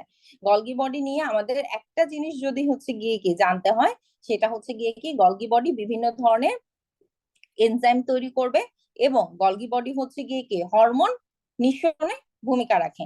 এটাও এত বেশি ইম্পর্টেন্ট না, ঠিক আছে। গলজি বস্তু থেকে জাস্ট গলজি বস্তুর মধ্যে আমরা সিস্টার্নি পাই, আমরা এখানে ভেসিকল পাই, আর এরা হচ্ছে গিয়ে ঝিল্লিবদ্ধ, দ্যাটস ইট, আর কিছু দরকার নেই। এরপরে আমরা চলে যাই এন্ডোপ্লাজমিক রেটিকুলামে। এন্ডোপ্লাজমিক রেটিকুলামের মধ্যে কি কি জানতে হবে? প্রথমেই আমরা জানি যে এন্ডোপ্লাজমিক রেটিকুলাম হচ্ছে গিয়ে একটা ঝিল্লিবদ্ধ কোষীয় অঙ্গাণু, এবং এই এন্ডোপ্লাজমিক রেটিকুলাম কিন্তু আবার দুই ধরনের। দেখো আমাদের গালে যখন পিম্পল উঠে, আমাদের গাল তখন কি হয়ে যায় বলতো? অমসৃণ হয়ে যায় না? ঠিক সেরকম এন্ডোপ্লাজমিক রেটিকুলামের গায়ে যদি পিম্পল উঠে, তাহলে সেই এন্ডোপ্লাজমিক রেটিকুলামকে আমরা বলবো অমসৃণ। এখন তোমার যেরকম একনে বা পিম্পল, হ্যাঁ, এন্ডোপ্লাজমিক রেটিকুলামে কি ওরকম পিম্পল হবে? ওর পিম্পলটাকে আমরা বলি হচ্ছে গিয়ে রাইবোজোম। তাহলে কোন এন্ডোপ্লাজমিক রেটিকুলামের গায়ে যদি এরকম রাইবোজোম লেগে থাকে, তাহলে সেই এন্ডোপ্লাজমিক রেটিকুলামটাকে আমরা বলবো অমসৃণ এন্ডোপ্লাজমিক রেটিকুলাম। আর যদি কোনো এন্ডোপ্লাজমিক রেটিকুলামের গায়ে এরকম রাইবোজোম না থাকে, তাহলে সেই এন্ডোপ্লাজমিক রেটিকুলামটাকে আমরা বলবো মসৃণ এন্ডোপ্লাজমিক রেটিকুলাম। ওকে, আচ্ছা এখন দেখো এই এন্ডোপ্লাজমিক রেটিকুলামের ক্ষেত্রে আমরা মনে রাখবো যে রাইবোজোমের কাজ হচ্ছে, রাইবোজোম কি করে জানো? রাইবোজোম হচ্ছে প্রোটিন তৈরি করে। এখন যে এন্ডোপ্লাজমিক রেটিকুলামের গায়ে এরকম রাইবোজোম আছে, সেই এন্ডোপ্লাজমিক রেটিকুলামটা কি করবে? তাহলে প্রোটিন তৈরিতে ভূমিকা রাখবে, তাহলে ও নিজেও প্রোটিন তৈরি করবে। যার গায়ে এরকম হচ্ছে গিয়ে কি এন্ডোপ্লাজমিক রেটিকুলামের গায়ে যদি এরকম হচ্ছে গিয়ে রাইবোজোম না থাকে, তাহলে ওর প্রোটিন তৈরি করার কোনো প্রশ্নই আসে না। এখন আরেকটা জিনিস হচ্ছে, তোমার বইতে দেখবা কি প্রোটিন সংশ্লেষণ এই শব্দটা দেয়া আছে। প্রোটিন সংশ্লেষণ যা প্রোটিন তৈরি হচ্ছে, তোমার বইয়ের ওনারা হচ্ছে একসময় সাহিত্যিক হতে চেয়েছিল, ভুল করে কি হয়েছে? ভুল করে হচ্ছে গিয়ে জীববিজ্ঞান বই লিখে ফেলছে, তো তাই এখানে একটা সাহিত্যের ছোঁয়া রেখে গেছে। ওকে, আচ্ছা তাহলে এন্ডোপ্লাজমিক রেটিকুলামের ক্ষেত্রে আমরা মনে রাখবো যে এন্ডোপ্লাজমিক রেটিকুলামের খুবই গুরুত্বপূর্ণ একটা কাজ হচ্ছে গিয়ে ও কি করবে? ও হচ্ছে গিয়ে মাইটোকন্ড্রিয়া। একটা তো আমরা পড়লাম যে এন্ডোপ্লাজমিক রেটিকুলাম কি করতেছে? প্রোটিন তৈরিতে ভূমিকা রাখতেছে। কারা? এটা কিন্তু অমসৃণ এন্ডোপ্লাজমিক রেটিকুলাম। আর এছাড়া ওভারঅল এন্ডোপ্লাজমিক রেটিকুলাম হচ্ছে মাইটোকন্ড্রিয়া, তারপরে হচ্ছে গিয়ে কি কোষ গহ্বর, এগুলো তৈরিতে ভূমিকা রাখে, এগুলো সৃষ্টিতে ভূমিকা রাখে। এবং এন্ডোপ্লাজমিক রেটিকুলাম কিন্তু আমরা উদ্ভিদ প্রাণী উভয়ের ক্ষেত্রেই দেখি। আচ্ছা এরপরে আমরা চলে যাই কোষ গহ্বরে। আচ্ছা কোষ গহ্বর, তাহলে কোষ গহ্বর থেকে আমাদের কি জানতে হবে? দেখো কোষ গহ্বর থেকে আমরা জানবো যে আমাদের, দেখো নর্মালি উদ্ভিদের ক্ষেত্রে যে জিনিসটা হয়, আমরা তো হচ্ছে গিয়ে কি প্রাণীর ক্ষেত্রে আমরা জানি যে রেচনের মাধ্যমে আমাদের যে ক্ষতিকর বর্জ্য পদার্থগুলো আছে, এই ক্ষতিকর বর্জ্য পদার্থগুলো আমরা বের করে দেই। কিন্তু প্রাণী কি করবে? এই প্রাণী হচ্ছে গিয়ে রেচনের মাধ্যমে ক্ষতিকর বর্জ্য পদার্থগুলো বের করে দেয়। এখন উদ্ভিদ কি করবে? উদ্ভিদ তো আসলে রেচন প্রক্রিয়ার মাধ্যমে ক্ষতিকর বর্জ্য পদার্থ বের করতে পারে না। উদ্ভিদের ক্ষেত্রে কি হয়? উদ্ভিদের ক্ষেত্রে সেটা কোষ গহ্বরে জমা হয়, ঠিক আছে। এবং এই কোষ গহ্বরটা কি? কোষ গহ্বর হচ্ছে উদ্ভিদের সাইটোপ্লাজমে থাকা একটা ফাঁকা স্থান। এখন এই কোষ গহ্বরের মধ্যে যে ক্ষতিকর পদার্থ বলো বা উদ্ভিদের যে ক্ষতিকর না ঠিক বর্জ্য পদার্থগুলো, সেখানে থাকতে পারে কোনো লবণ, আমিষ, শর্করা, চর্বি, বিভিন্ন অ্যাসিড, হ্যাঁ পানি, এরা সবাই মিলে একটা রস তৈরি করে। এই রসকে আমরা বলি কোষ রস। এবং আরেকটা জিনিস মনে রাখবা, কোষ গহ্বরের উপরে কিন্তু একটা পাতলা পর্দা থাকে। যদিও তোমার বইতে এই পাতলা পর্দার নামটা কিছুই দেয়া নাই, তো তোমার এটা পড়ারও এখন দরকার নেই, পড়ে মাথা নষ্ট করার কোনোই দরকার নেই। এবং কোষ গহ্বরটা আমরা কাদের ক্ষেত্রে পাবো? কোষ গহ্বরটা আমরা পাবো উদ্ভিদ কোষে, ঠিক আছে। আর যদি কোনো কারণে প্রাণী কোষে আমরা কোষ গহ্বর পাই, তাহলে সেটা কি হবে? সেটা আকারে খুব ছোট হবে। নর্মালি তো প্রাণী কোষ এটা থাকার কথা না, যদি থাকে তাহলে সেটা কি হবে? আকারে ক্ষুদ্র হবে। ওকে, আচ্ছা এরপরে আমরা চলে যাই লাইসোজোমে। লাইসোজোম নিয়ে আমাদের অনেকগুলো কথা জানতে হবে, এবং লাইসোজোমটা তোমাদের জন্য ইম্পর্টেন্ট। এতক্ষণ যেগুলো পড়লাম সেগুলো অত বেশি ইম্পর্টেন্ট না, কিন্তু লাইসোজোমটা আমাদের জন্য ইম্পর্টেন্ট। তাহলে লাইসোজোম কি করবে? প্রথমে আমরা জানি যে লাইসোজোম একটি ঝিল্লিবদ্ধ কোষীয় অঙ্গাণু। ওকে, এখন এই যে লাইসোজোম, এই লাইসোজোমের প্রধান কাজ হচ্ছে আমাদের জীবকোষটাকে বিভিন্ন জীবাণু থেকে রক্ষা করা, জীবাণু থেকে রক্ষা করা। এখন লাইসোজোম জীবাণু থেকে জীবকোষগুলোকে কিভাবে রক্ষা করবে? দেখো আমাদের বডিতে যদি আজকে কোনো জীবাণু ঢোকে, তাহলে এই জীবাণুকে আমার বডি ফ্যাগোসাইটোসিস প্রক্রিয়ায় কি করে? ভক্ষণ করে ফেলে। এবং এই ফ্যাগোসাইটোসিস প্রক্রিয়ায় লাইসোজোম সহায়তা করে। কিভাবে সহায়তা করে? প্রক্রিয়াটা খুবই একটা জটিল প্রক্রিয়া, আপাতত তোমার এটা মনে রাখার দরকার নাই। এখন একটা জিনিস আমরা মনে রাখবো যে এই যে লাইসোজোম, এই লাইসোজোম ওয়ার্ডটা আসলে কোত্থেকে আসে সবসময় মনে রাখবা। লাইসো এই কথাটা আসছে হচ্ছে লাইটিক থেকে, বা এই কথাটা আসছে হচ্ছে লাইসিস থেকে। লাইসিস মানে কোনো কিছু ভেঙে ফেলা। তাহলে তোমার বডিতে যদি কোনো জীবাণু ঢোকে তাহলে ও কি করবে? জীবাণুগুলোকে ভেঙে ফেলবে। এছাড়াও ও কিন্তু আরো একটা কাজ করে, যদি কোনো কারণে তোমার বডিতে খাদ্যাভাব দেখা যায় বা কোষের মধ্যে খাদ্যের অভাব ঘটে বা অক্সিজেনের অভাব ঘটে, তখন লাইসোজোমের কি হয়? লাইসোজোমের হচ্ছে গিয়ে আমরা জানি যে ওর চারপাশে কি আছে? একটা ঝিল্লি আছে, এবং এই ঝিল্লির ভিতরে বিভিন্ন ধরনের এনজাইম থাকে। এনজাইম বা তোমরা যেটা বইতে পড়ো উৎসেচক, যাহাই উৎসেচক তাই হচ্ছে গিয়ে কি? এনজাইম। ঠিক আছে?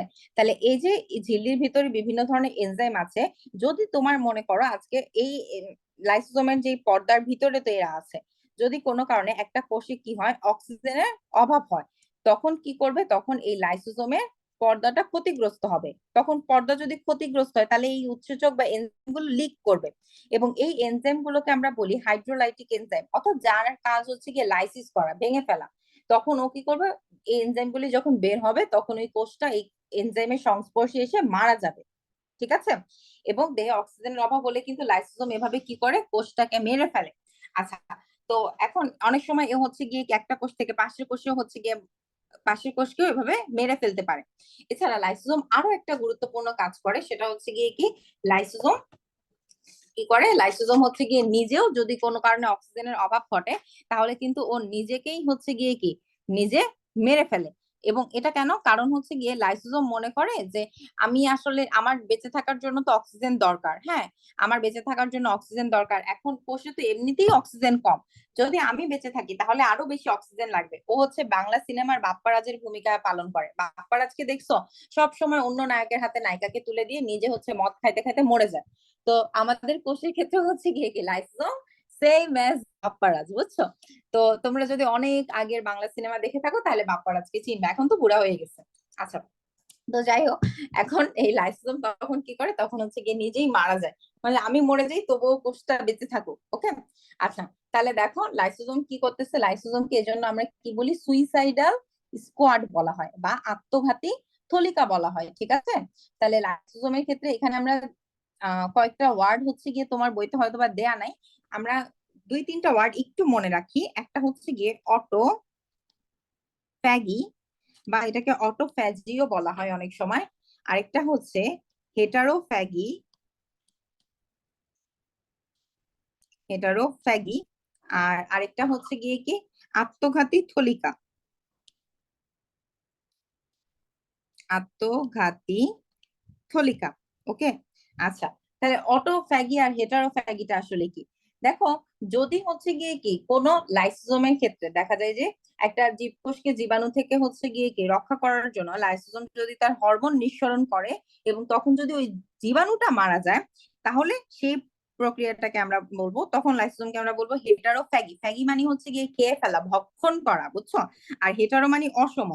এখন ও মারতেছে কাকে বলতো? ও মারতেছে হচ্ছে গিয়ে জীবাণুটাকে। তাহলে জীবাণু আর লাইসোজোম কি সেম? সেম না। তাহলে ও একজন অসম জিনিসকে মারতেছে, ও তো ওকে মারতেছে না, তখন সেটাকে আমরা বলি হেটারোফ্যাগি। তাহলে হেটারোফ্যাগিতে ও কি করবে? কখন বলবো? যখন ও জীবাণুকে মারবে, যখন জীবাণুকে মারবে। আচ্ছা, আর অটোফ্যাগি কি? অটোফ্যাগি হচ্ছে যখন সে নিজে মরবে, নিজে মরবে, বুঝছো? আর যেহেতু নিজে মরে, তার মানে কি? সে নিজেকেই নিজে ঘায়ল করে ফেলতেছে, তাই এটাকে আমরা বলি আত্মঘাতী থলিকা। আচ্ছা, এরপর আমরা চলে যাব ঝিল্লিবিহীন সাইটোপ্লাজমীয় অঙ্গাণুগুলোতে। তাহলে ঝিল্লিবিহীন সাইটোপ্লাজমীয় অঙ্গাণুর মধ্যে প্রথমেই আছে কি? কোষ কঙ্কাল। দেখো, আমার বডিতে একটা কি আছে? কঙ্কাল আছে।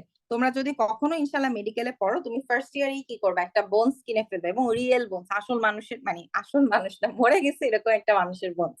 তাহলে ওই বোনস, ওই হাড্ডি গুড্ডির উপরে কিন্তু কি থাকে? বিভিন্ন ধরনের পেশি থাকে, এবং পেশিগুলো কি করতেছে? পেশিগুলোকে সাপোর্ট দিচ্ছে হচ্ছে কি আমাদের এই অস্থি, তাই না? ঠিক সেরকম উদ্ভিদের ক্ষেত্রেও আমরা দেখবো কি কিছু, মানে কোষের ভিতরে এরকম ক্ষুদ্র ক্ষুদ্র কঙ্কাল থাকবে, উদ্ভিদ প্রাণী সবার ক্ষেত্রে। দেখো, একটা কোষকেও তো এরকম সাপোর্ট দিতে হবে, তাহলে এই সাপোর্টটা দিবে হচ্ছে গিয়ে কোষ কঙ্কাল। এবং এই কোষ কঙ্কাল কি করবে? কোষটাকে ধরে রাখবে, ঠিক যেরকম তোমার বডির কঙ্কালটা ফুল বডিটাকে ধরে রাখতেছে, ঠিক সেরকম কোষকে ধরে রাখবে হচ্ছে কোষ কঙ্কাল। এবং এই কোষ কঙ্কাল কি করে, এই কোষ কঙ্কালের মধ্যে হচ্ছে গিয়ে আমরা দেখবো যে বিভিন্ন ধরনের প্রোটিন জাতীয়, এখন দেখো তোমার যে অস্থি, সেই অস্থিগুলোর মতন তো আর কোষের কঙ্কালটা এত মোটা শক্ত মজবুত হবে না। ওরটা কি দিয়ে তৈরি হবে, ওরটা বিভিন্ন তন্তু দিয়ে তৈরি হবে, এবং এই তন্তুগুলো হচ্ছে বিভিন্ন প্রোটিনের সমন্বয়ে গঠিত।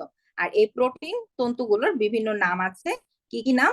অ্যাক্টিন, আমরা খুবই কমন হচ্ছে কি আমরা দুইটা প্রোটিন তন্তুর নাম শিখবো, একটা হচ্ছে অ্যাক্টিন, আরেকটা হচ্ছে গিয়ে কি মায়োসিন। এছাড়া আরো একটা আছে, সেটা হচ্ছে গিয়ে টিউবিউলিন। টিউবিউলিন কি টিউবের মতন, তাই এটাকে আমরা বলি হচ্ছে গিয়ে টিউবিউলিন। ঠিক আছে, টিউব কিরকম লম্বা হয় না, তাহলে তন্তু মানে কি সুতার মতন গঠন। ওকে, আচ্ছা, তাহলে অ্যাক্টিন, মায়োসিন, আরেকটা হচ্ছে গিয়ে কি টিউবিউলিন। আর এই কোষ কঙ্কালের তিনটা নাম আমরা পড়ে ফেলেছি, কি কি? মাইক্রোটিউবুল, মাইক্রোফিলামেন্ট, আর হচ্ছে গিয়ে কি ইন্টারমিডিয়েট ফিলামেন্ট। ওকে, আচ্ছা, এরপর দেখো আমরা চলে যাব কিসে? রাইবোজোমে। আমি অলরেডি তোমাদেরকে বলেছি যে রাইবোজোম হচ্ছে গিয়ে কি ঝিল্লিবিহীন। আমি আরেকটা কথাও বলেছি যে রাইবোজোম কি করে, রাইবোজোম হচ্ছে গিয়ে প্রোটিন তৈরি করে। এখন চিন্তা করো, প্রোটিন যদি একটা বড় অণু হয়, আমরা যদি প্রোটিনকে ভাঙি, হ্যাঁ, প্রোটিনকে যদি আমরা ভাঙি, তাহলে সেখানে আমরা দেখতে পাবো কি অসংখ্য ক্ষুদ্র ক্ষুদ্র এরকম অণু আছে। এই যে অসংখ্য ক্ষুদ্র ক্ষুদ্র অণু, এদেরকে বলা হয় অ্যামিনো অ্যাসিড। এদেরকে বলা হয় অ্যামিনো অ্যাসিড। অনেকগুলো অ্যামিনো অ্যাসিড মিলে এরকম একটা বন্ডের মাধ্যমে তারা হচ্ছে গিয়ে পরস্পর যুক্ত হয়। ঠিক যেরকম আমরা মালা দেখি না, যে অনেকগুলো পুঁতি তুমি হচ্ছে গিয়ে যুক্ত করে করে একটা বড় মালা তৈরি করো, তাহলে প্রোটিনটা হচ্ছে ওই বড় মালাটা, এবং এর ভিতরে যে পুঁতিগুলো সেগুলো হচ্ছে গিয়ে অ্যামিনো অ্যাসিড। এবং যেই সুতা দিয়ে তুমি এদেরকে গাঁথো, এই সুতাটাকে আমরা বলি হচ্ছে গিয়ে কি পেপটাইড বন্ড। ঠিক আছে, পেপটাইড বন্ড। এখন দেখো, এই যে প্রোটিনটা তৈরি করতেছে, এই প্রোটিনটা তৈরি করার মূল ভূমিকা রাখে রাইবোজোম। রাইবোজোম কিভাবে প্রোটিন তৈরিতে ভূমিকা রাখে? রাইবোজোম কি অ্যামিনো অ্যাসিড তৈরি করে? রাইবোজোম কি পেপটাইড বন্ড তৈরি করে? না, রাইবোজোম মূলত তৈরি করে বিভিন্ন ধরনের এনজাইম বা উৎসেচক। এবং এই এনজাইম বা উৎসেচক কি করে? উৎসেচক হচ্ছে গিয়ে প্রোটিন তৈরিতে সহায়তা করে। যেমন ধরো, এনজাইম জিনিসটা আসলে কি, এই যে আজকে তোমাদের আমি ক্লাস নিচ্ছি, হ্যাঁ, ক্লাস নেওয়ার জন্য আমি মানে আমি শুধুমাত্র যদি আমি থাকতাম, তাহলে এই ক্লাসটা কিন্তু ফ্রুটফুল হইতো না। হ্যাঁ, আমি আছি, আমার সাথে এখানে হচ্ছে গিয়ে কি, আচ্ছা একটু মিউট করো, যদি আমাকে কোনো কোশ্চেন না করে থাকো তাহলে একটু মিউট করো প্লিজ। হ্যাঁ, ক্লাসটা রেকর্ডেড থাকবে, একজন কোশ্চেন করেছো, ক্লাস রেকর্ডেড থাকবে। আচ্ছা, আমি যেটা বলতেছিলাম যে এনজাইমটা অ্যাকচুয়ালি কি, এনজাইমটা হচ্ছে গিয়ে এই যে আমি ক্লাস নিচ্ছি, আমাকে বিভিন্ন জিনিস হেল্প করতেছে। আমার হাতে একটা স্টাইলাস আছে যেটা দিয়ে আমি লিখতেছি, হ্যাঁ, আমি আইপ্যাড এর সাহায্যে ক্লাস নিচ্ছি। তাহলে এগুলো যদি না থাকতো, আমি ক্লাস হয়তো নিতে পারতাম, কিন্তু জিনিসটা এত বেশি ইন্টারঅ্যাক্টিভ হইতো না। তাহলে এই যে সহায়তা করতেছে, এই সহায়তাকারী যেই জিনিসগুলো আছে, এদেরকে আমি এনজাইম বলতে পারি। ঠিক সেরকম আরেকটা ওয়ার্ড তোমরা অনেক সময় শুনো, সেটা হচ্ছে হরমোন। শুনো, হরমোন হচ্ছে নিজে কাজটা করবে, আর এনজাইম হচ্ছে এমন কিছু পদার্থ যারা হচ্ছে কি কোনো একটা ঘটনা ঘটলে সেই ঘটনাটা নিজে করবে না, কিন্তু ঘটনাটাকে সহায়তা করবে, হইতে সহায়তা করবে। বুঝতে পারছো? তাহলে আমি হচ্ছে হরমোন, আর আমাকে এখানে যারা যারা হেল্প করতেছে, যেই যেই জিনিসগুলো, তারা হচ্ছে গিয়ে এনজাইম। আচ্ছা, এরপরে আমরা চলে যাই সেন্ট্রোজোমে। সেন্ট্রোজোম, আচ্ছা, তাহলে দেখো সেন্ট্রোজোমটা কি। সেন্ট্রোজোম মূলত আমরা প্রাণী কোষে পাই, এবং সেন্ট্রোজোমের ক্ষেত্রে আমাদের খালি চিত্রটা মনে রাখলেই এনাফ। তাহলে চিত্রের মধ্যে আমরা দেখবো কি, চিত্রের ভিতরে আমরা এরকম দুইটা নলাকৃতির উপাদান দেখতে পাই। তাহলে এই যে দুইটা নলাকৃতির তুমি উপাদান দেখতে পাচ্ছ, এই নলের মতন গঠনকে বলা হয় হচ্ছে সেন্ট্রিওল। নলের মতন গঠন হচ্ছে সেন্ট্রিওল। তাহলে একটা সেন্ট্রোজোমে সেন্ট্রিওল থাকবে হচ্ছে গিয়ে দুইটা। আচ্ছা, তাহলে নলের মতন গঠনটা হচ্ছে সেন্ট্রিওল। আর এই সেন্ট্রিওলের চারপাশে আমরা কি পাই? এই সেন্ট্রিওলের চারপাশে হচ্ছে গিয়ে আমরা কিছু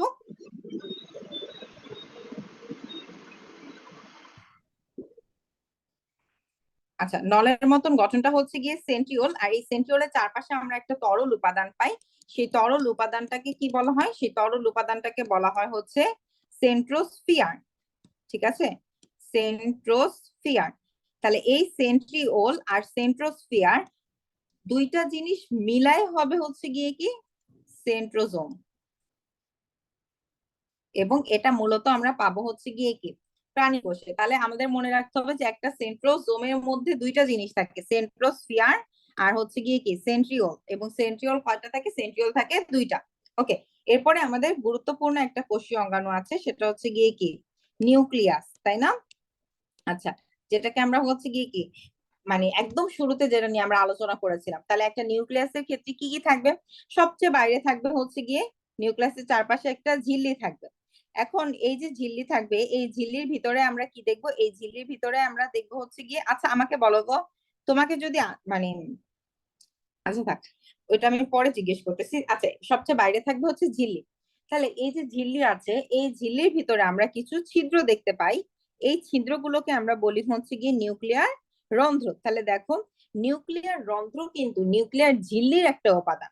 আমরা দেখবো যে একটা সুগঠিত নিউক্লিয়াসে কি কি অংশ থাকে, এরকম যদি বলে তাহলে তুমি চারটা জিনিস পাবা: নিউক্লিয়ার ঝিল্লি, নিউক্লিয়ার প্লাজম, নিউক্লিওলাস, আরেকটা কি নিউক্লিয়ার রেটিকুলাম।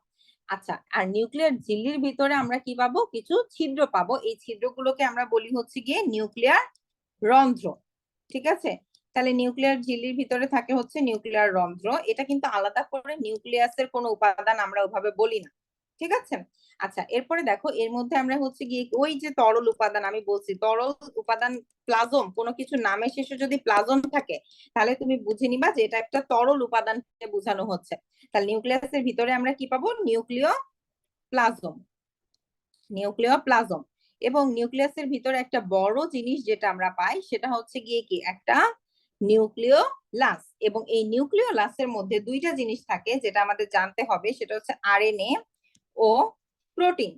তাহলে নিউক্লিওলাসের মধ্যে দুইটা জিনিস থাকবে, একটা হচ্ছে আরএনএ এবং প্রোটিন। আর এরপরে এরকম তন্তুর মতন যে গঠন, এই তন্তুর মতন গঠনগুলোকে আমরা বলি নিউক্লিয়ার রেটিকুলাম। এবং বইতে এটা সাধারণত হচ্ছে গিয়ে কি ক্রোমোজোম বা ক্রোমাটিন জালিকা, ক্রোমোজোমও ঠিক না, ক্রোমাটিন জালিকা বলা হয়ে থাকে। আচ্ছা, তাহলে এরকম জট পাকানো অংশটা হচ্ছে ক্রোমাটিন জালিকা। এই ক্রোমাটিন জালিকার ভিতরে আমরা পাবো কি ডিএনএ। তাহলে ওভারঅল নিউক্লিয়াস থেকে আমাদের কি জানতে হবে? একটা নিউক্লিয়াসের মধ্যে আমরা চারটা জিনিস পাবো। কি কি পাবো? একটা হচ্ছে নিউক্লিয়ার ঝিল্লি পাবো, নিউক্লিয়ার প্লাজম পাবো, আমরা পাবো নিউক্লিওলাস, আর পাবো হচ্ছে ক্রোমাটিন জালিকা। এই নিউক্লিয়ার ঝিল্লির মধ্যে আমরা পাবো নিউক্লিয়ার রন্ধ্র। আর নিউক্লিওলাস মূলত আরএনএ এবং প্রোটিন দিয়ে গঠিত। আর ক্রোমাটিন জালিকা যেটা, এই ক্রোমাটিন জালিকার ভিতরে আমরা কি পাবো? এর ভিতরে আমরা পাবো হচ্ছে গিয়ে ডিএনএ। ঠিক আছে? আচ্ছা, তাহলে দেখো, এই যে নিউক্লিয়ার ক্রোমাটিন জালিকা, এই ক্রোমাটিন জালিকাকে কিন্তু নিউক্লিয়ার রেটিকুলামও বলা হয়। তাহলে কখন আমরা এদেরকে ক্রোমোজোম বলবো? যখন এই ক্রোমাটিন জালিকা গুলো নর্মালি, এখন আমি একটা কোষ নিয়ে আলোচনা করতেছি, এই কোষটা তো এখন বিভাজিত হচ্ছে না। যদি এই কোষটা কোষ বিভাজন পর্যায়ে ঢোকে, হ্যাঁ, কোষটা যদি এটা বিভাজনের মধ্যে ঢুকতেছে, ধরো মাইটোসিস বা মায়োসিসের মধ্যে যদি ঢোকে, তখন এই ক্রোমাটিন জালিকাগুলো মোটা এবং খাটো হয়ে যাবে আকারে, তখন মোটা ও খাটো হবে। এবং তখন আমরা এদেরকে কি বলবো? তখন আমরা এদেরকে বলবো ক্রোমোজোম। তখন আমরা এদেরকে ক্রোমোজোম বলি। ওকে, আচ্ছা, তাহলে এই ক্রোমোজোমের মধ্যে আসলে কি থাকবে? ক্রোমোজোমের মধ্যে বিভিন্ন জিন থাকে যেগুলো আমাদের বংশগতির গুণাবলী গুলো হচ্ছে বহন করে। এবং দেখা যায় যে যখন শুক্রাণু আর ডিম্বাণু মিলিত হয়, তখন এই যে 23+23, টোটাল যে তুমি হচ্ছে গিয়ে কি টোটাল তুমি যে 46টা ক্রোমোজোম তোমার বাবা এবং মা থেকে পাচ্ছ, তার ভিতরে থাকা হচ্ছে গিয়ে কি জিনের কারণেই তোমার বৈশিষ্ট্যগুলো কি হবে? তোমার বাবা মায়ের মতন হবে। সব হুবহু তুমি তোমার বাবা মায়ের মতন হবে না, কারণ এখানে আরো কিছু প্রসেস আছে যার কারণে তুমি কখনোই হুবহু তোমার বাবা মায়ের মতন হবে না। কিন্তু তুমি তোমার বাবা মার কিছু বৈশিষ্ট্য পাবে। তাহলে এই যে বৈশিষ্ট্যগুলো বংশ পরম্পরায়, মানে বংশ পরম্পরায় বহন করে নিয়ে যাচ্ছে, এখানে মূলত ভূমিকা রাখতেছে কে? ক্রোমোজোম। এখন কথা হচ্ছে ভেরি ভেরি ইম্পর্টেন্ট, এবং এখান থেকে যদি একটা কোশ্চেন আসে তাহলে এই কোশ্চেনটা আসতে পারে যে এমন কোন কোষ কি আছে যে কোষে আসলে নিউক্লিয়াস নাই? হ্যাঁ, এমন কোষ আছে। আমরা দুইটা কোষের নাম হচ্ছে গিয়ে তোমার বইতে হচ্ছে গিয়ে পাই। একটা হচ্ছে গিয়ে কি সিভ কোষ, আর আরেকটা কোষ হচ্ছে গিয়ে কি লোহিত রক্তকণিকা। এখন এখানে একটা কথা আছে, লোহিত রক্তকণিকার ক্ষেত্রে কি সবসময় আসলে নিউক্লিয়াস থাকবে? না, ব্যাপারটা সেরকম না। যদি তোমার ধরো কোশ্চেন অনেক বেশি হচ্ছে গিয়ে কি কি বলবো হার্ড হয়, বা কোশ্চেন অনেক ট্রিকি হয়, হার্ড ঠিক না ট্রিকি হয়, তাহলে এখানে লোহিত না দিয়ে দেবে কি জানো? পূর্ণাঙ্গ লোহিত রক্তকণিকা, পূর্ণাঙ্গ মানে যে ম্যাচিউর। সবসময় মনে রাখবা লোহিত রক্তকণিকাটা যখন তৈরি হয় তখন তার ভিতরে নিউক্লিয়াস থাকে, কিন্তু যখন সে আরেকটু ম্যাচিউর হয়, লোহিত রক্তকণিকার প্রধান কাজ হচ্ছে অক্সিজেন পরিবহন করা, তখন কিন্তু তার মধ্যে আর কি থাকবে না, তখন তার মধ্যে আর নিউক্লিয়াস থাকবে না। তাহলে দুইটা কোষের ক্ষেত্রে আমরা দেখলাম যে নিউক্লিয়াস নাই, এবং এতক্ষণ যা বললাম তার চাইতেও এটা সবচেয়ে বেশি ইম্পর্টেন্ট একটা কোশ্চেন। আচ্ছা, তাহলে এটা গেল। এরপরে দেখো আমরা হচ্ছে গিয়ে মোটামুটি কোষ সম্পর্কে বা কোষীয় অঙ্গাণু সম্পর্কে মোটামুটি পড়ে ফেলেছি। এখন আমাকে বলো, এতটুকুন পর্যন্ত কারো কোনো কোশ্চেন আছে?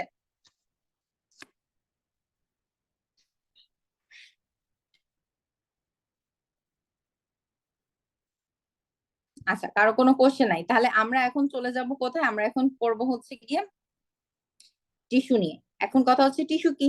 দেখো, টিস্যুর ক্ষেত্রে আমাদের প্রথমেই মনে রাখতে হবে যে যখন একই বা বিভিন্ন প্রকারের হতে পারে, একই বা বিভিন্ন প্রকারের একগুচ্ছ কোষ একত্রিত হয়ে যদি একই ধরনের কাজ করে এবং তারা যদি উৎপত্তি এক মানে উৎপত্তিও একই জায়গা থেকে হয়, তখন তাদেরকে টিস্যু বা কলা বলা হয়। অনেক বড় একটা কথা, তাই না?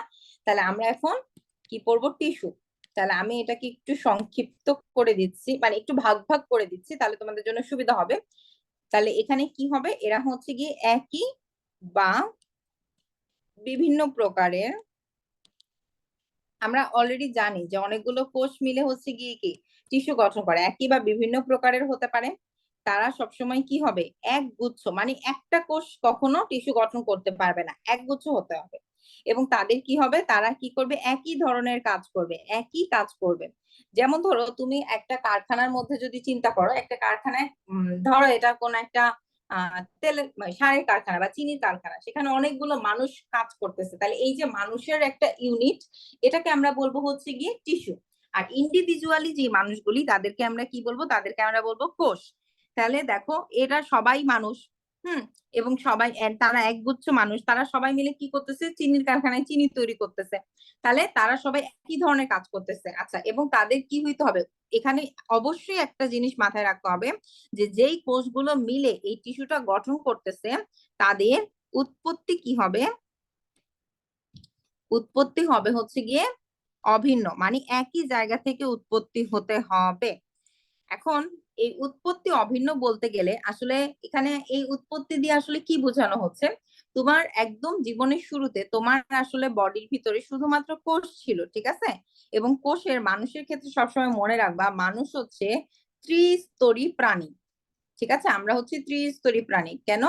কারণ আমাদের যখন একদম, তুমি যখন ভ্রূণ দশায় ছিলা, তখন তোমার কোষের তিনটা লেয়ার ছিল। একদম বাইরের লেয়ারটাকে আমরা বলি হচ্ছে গিয়ে কি এক্টোডার্ম। এক্টোডার্ম এগুলি মনে না রাখতে পারলে দরকার নাই, এগুলো একটু কয়দিন পরে এগুলি পড়বা।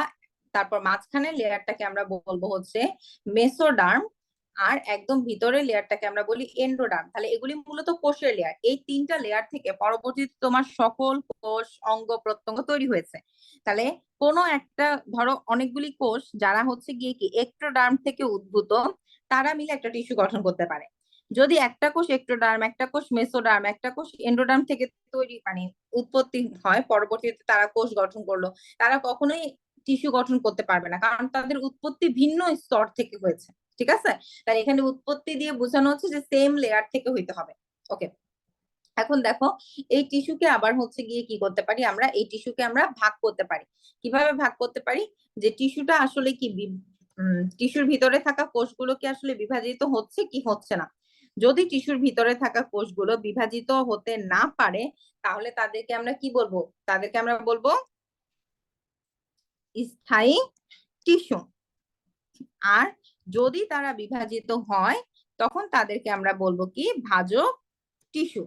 এবং তোমার বইতে স্থায়ী টিস্যু, ভাজক টিস্যু, এখানে আসলে তোমার বইতে শুধুমাত্র মানে উদ্ভিদ টিস্যু আছে, প্রাণী টিস্যু আছে। আমরা প্রথমেই হচ্ছে গিয়ে কি উদ্ভিদ টিস্যু নিয়ে আলোচনা করব।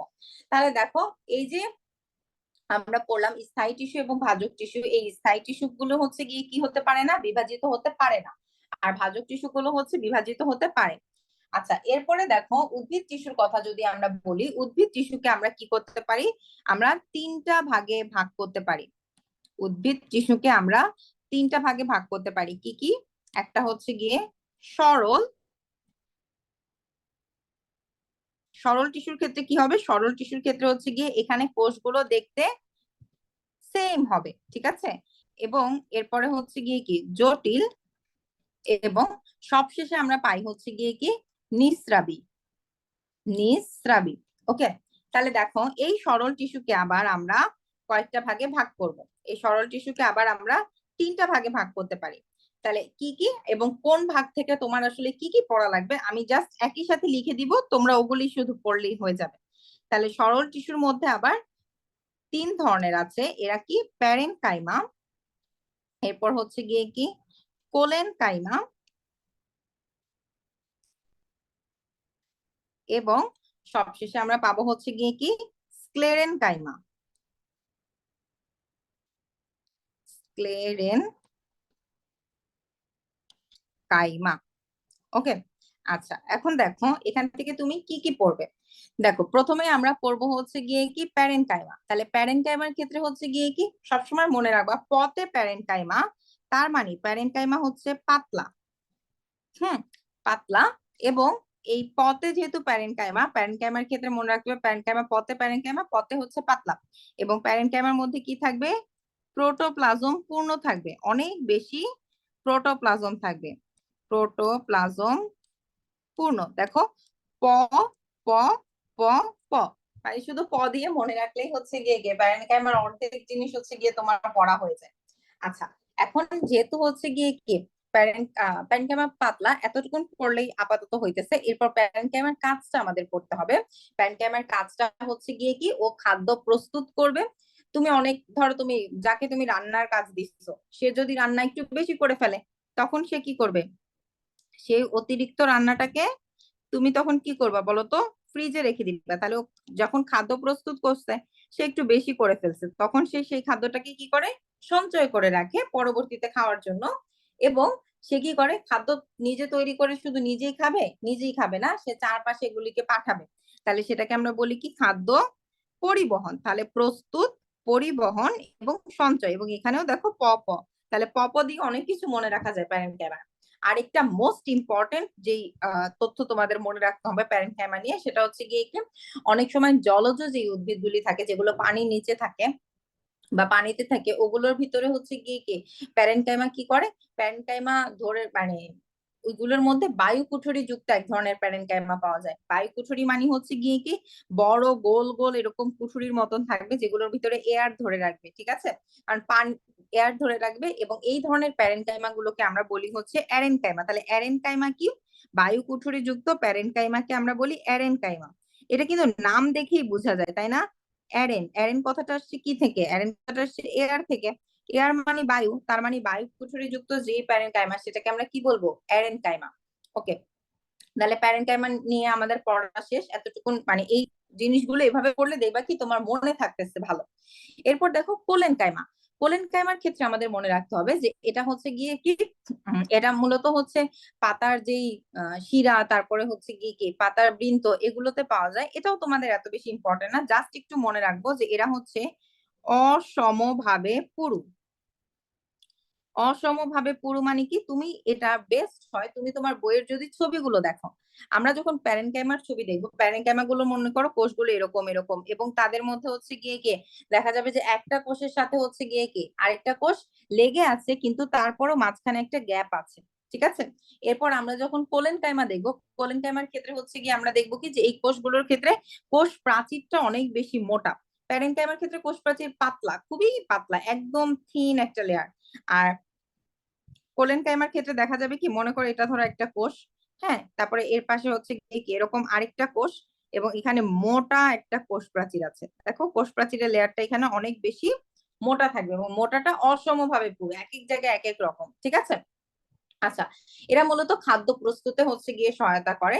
এছাড়া হচ্ছে গিয়ে কি মানে খাদ্য প্রস্তুত এবং উদ্ভিদকে কি করবে? কোলেনকাইমা হচ্ছে দৃঢ়তা প্রদান করবে, দৃঢ়তা প্রদান করবে, ঠিক আছে। আচ্ছা, এরপরে আসি স্ক্লেরেনকাইমা। স্ক্লেরেনকাইমা থেকে আমাদের বেশ কিছু হচ্ছে গিয়ে কি প্রশ্ন আসে পরীক্ষায়, এবং সবচেয়ে হচ্ছে গিয়ে কি মজার বিষয় হচ্ছে গত বছরের আগের বছর মূলত আমার হচ্ছে এরকমই, আমি তোমাদের মতন যারা অ্যাডমিশন টেস্টের জন্য প্রিপারেশন নিয়েছে তাদের একটা ক্লাস নিয়েছিলাম। তো তখন হচ্ছে গিয়ে আচ্ছা আমি একটু পড়াই তারপরে আমি বলতেছি। দেখো, স্ক্লেরেনকাইমার ক্ষেত্রে আমাদের মনে রাখতে হবে কি যে স্ক্লেরেনকাইমার মূলত প্রোটোপ্লাজম থাকে না। যদি প্রোটোপ্লাজম থাকে তা একসময় নষ্ট হয়ে যায়, এবং এই স্ক্লেরেনকাইমাকে আবার আমরা দুইটা ভাগে ভাগ করতে পারি। একটা হচ্ছে ফাইবার বা তন্তু, আর আরেকটা হচ্ছে গিয়ে কি স্ক্লেরাইট। রাইট, ঠিক আছে। আচ্ছা এখন দেখো, এই যে ফাইবার বা তন্তু, এই ফাইবার বা তন্তুর ক্ষেত্রে হচ্ছে কি কি তন্তু কি করবে, তন্তু হচ্ছে শক্ত, সরু, লম্বা এরকম হবে, হ্যাঁ। এবং এখানে হচ্ছে গিয়ে কি কিছু তন্তুর নাম দেয়া আছে, সেটা হচ্ছে গিয়ে কি বাস্ট ফাইবার, সারফেস ফাইবার, এরকম তোমাদের বইতে দেয়া আছে। এবং এখানে একটা জিনিস মনে রাখবা, পাটের আশে কি থাকে জানো, বাস্ট ফাইবার। এবং এই যে পাটের আশে বাস্ট ফাইবার থাকে, এই প্রশ্নটাই হচ্ছে গিয়ে এনডিসি এক্সামে আসছিল, বুঝছো। আমি এটা যখন পড়াই তখন, এখন তো কত 24 সাল, এটা মনে হয় 21 সালের, না সরি এটা মনে হয় 22 সালের ক্লাসে আমি এরকম বলছিলাম যে পাটের আসে বাস্ট ফাইবার হচ্ছে গিয়ে পাওয়া যায়, এটা তোমাদের পরীক্ষায় আসবে। এবং পরীক্ষায় এটা আসছিল। তো আমাদেরই একটা স্টুডেন্ট হচ্ছে গিয়ে এরকম চান্স পাইছিল, ওর নাম হচ্ছে গিয়ে নিশাদুল। ও এবার হচ্ছে গিয়ে অ্যাডমিশন টেস্ট দিছে। তো ও হচ্ছে কি আমাকে, ও যখন চান্স পাইছে, চান্স পাওয়ার পরে হচ্ছে কি আমাকে মেসেজ দিছে যে আপু পরীক্ষার হলে ঢুকে প্রশ্ন পাওয়ার পরে আপনার কথা মনে পড়ছে। কেন, কি হয়েছে? পরে ও আমাকে বলছে যে আমার প্রথম কোশ্চেনটাই ছিল এটা, যে পাটের আশে হচ্ছে গিয়ে নিচের কোনটি থাকে। আচ্ছা যাই হোক, তো এরপরে দেখো স্ক্লেরাইট। আরেকটা হচ্ছে গিয়ে কি পাই, স্ক্লেরাইটটা হচ্ছে গিয়ে খুবই শক্ত। এবং স্ক্লেরাইট থেকে তোমার একটা জিনিসই মনে রাখতে হবে, যে স্ক্লেরাইটকে বলা হয় স্টোন সেল। যেহেতু অনেক শক্ত, আমরা জানি যে পাথর অনেক শক্ত, তাহলে স্ক্লেরাইটও অনেক শক্ত, তাই স্ক্লেরাইটকে আমরা বলি কি স্টোন সেল। ওকে, এখন যখনই কোনো একটা জিনিস শক্ত হবে, এটাকে শক্ত বানাবে কি, শক্ত বানায় হচ্ছে মূলত স্ক্লেরাইডের ভিতরে থাকে লিগনিন, এই লিগনিনের জন্য স্ক্লেরাইড অনেক বেশি শক্ত। আচ্ছা, তো এটা গেল আমাদের সরল টিস্যু। এরপরে চলে আসি জটিল টিস্যুতে। এখন হচ্ছে জটিল টিস্যুর ভিতরে আমাদের সরল টিস্যু আর জটিল টিস্যুর মধ্যে মূল পার্থক্য হচ্ছে সরল টিস্যুর কোষগুলো হচ্ছে গিয়ে কি একই রকম, ঠিক আছে, কোষগুলো একই রকম। যেমন ধরো এই যে আমি প্যারেনকাইমা বলতেছি, হ্যাঁ, এই প্যারেনকাইমার ক্ষেত্রে দেখা যাবে যে কি প্রতিটা কোষের আকার আকৃতি এবং গঠনের দিক থেকে অভিন্ন। মনে করো একটা হচ্ছে কি এরকম গোল, আরেকটাও গোল, এবং এরা সবাই মিলে টিস্যু গঠন করতেছে। কিন্তু জটিল টিস্যুর ক্ষেত্রে আমরা দেখবো যে এক একটা এক এক আকার আকৃতি বিশিষ্ট। আচ্ছা, তাহলে জটিল টিস্যুর মধ্যে আমরা কি কি পাই, এই জটিল টিস্যুর ভিতরে হচ্ছে গিয়ে আমরা আবার এটাকে দুইটা ভাগে ভাগ করি, একটা হচ্ছে গিয়ে কি জাইলেম, আর আরেকটা হচ্ছে গিয়ে কি ফ্লোয়েম। আচ্ছা, তাহলে একটা হচ্ছে জাইলেম আর আরেকটা হচ্ছে ফ্লোয়েম। তুমি এভাবে ফ্লো চার্ট করে পড়বা, তাহলে দেখবা তোমার জন্য সোজা হচ্ছে ফ্লোয়েম। আচ্ছা, এখন এই জাইলেমের মধ্যে আবার চারটা জিনিস আছে, জাইলেমের ভিতরে আবার চারটা জিনিস আছে। কি কি? জাইলেমের মধ্যে আছে হচ্ছে ট্রাকিড। দেখো এখানে বেশ গুরুত্বপূর্ণ কিছু তথ্য আছে, আমরা জাস্ট ওগুলিই পড়বো। ট্রাকিড, তারপরে হচ্ছে গিয়ে কি ভেসেল, এরপর হচ্ছে গিয়ে কি জাইলেম, প্যারেনকাইমা,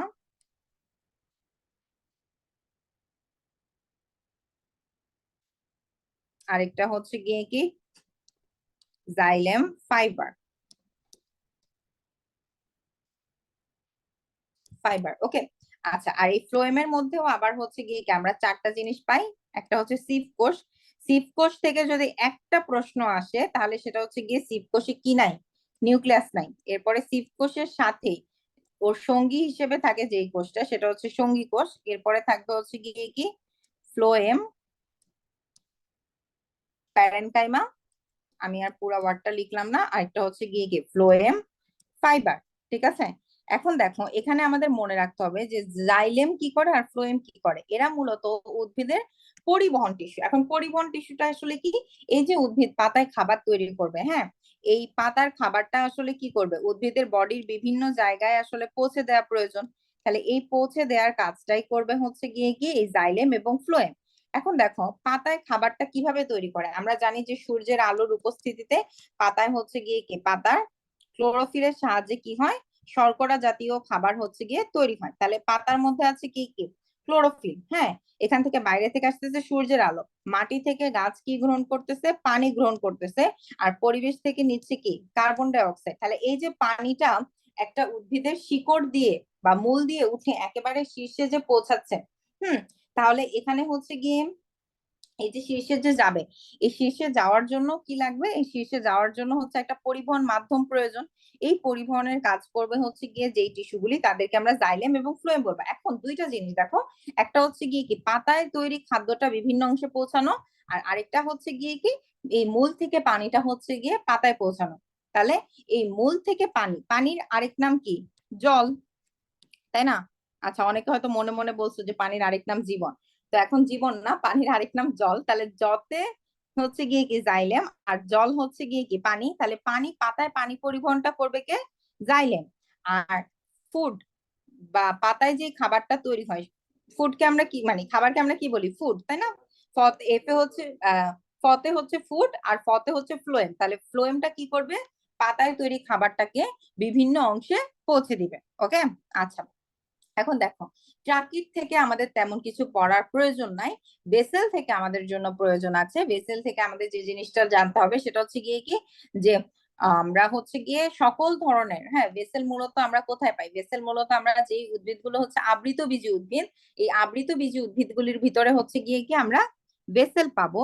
কিন্তু একটা আবৃতবীজী উদ্ভিদ, হুম সরি, একটা মানে নগ্নবীজী উদ্ভিদ, অর্থাৎ যাদের হচ্ছে গিয়ে কি বাইরে এরকম হচ্ছে গিয়ে কি বীজটা দেখা যায়, হ্যাঁ, নগ্ন অবস্থায় থাকে। যেমন ধর আবৃতবীজী হচ্ছে গিয়ে আমের কথা যদি আমরা চিন্তা করি, আমের ক্ষেত্রে কিন্তু কি বীজটা হচ্ছে গিয়ে কি আমের শ্বাসের ভিতরে থাকে, তাই না, বাইরে থেকে তুমি দেখতে পাচ্ছ না।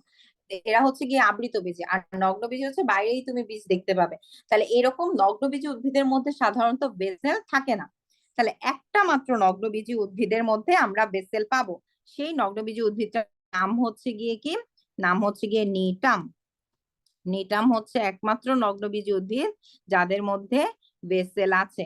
তাহলে এখানে দেখো, আমাদের এই জিনিসটা একটু মাথায় রাখতে হবে যে এটা একটা গুরুত্বপূর্ণ এমসিকিউ কোশ্চেন, এটা আসতে পারে।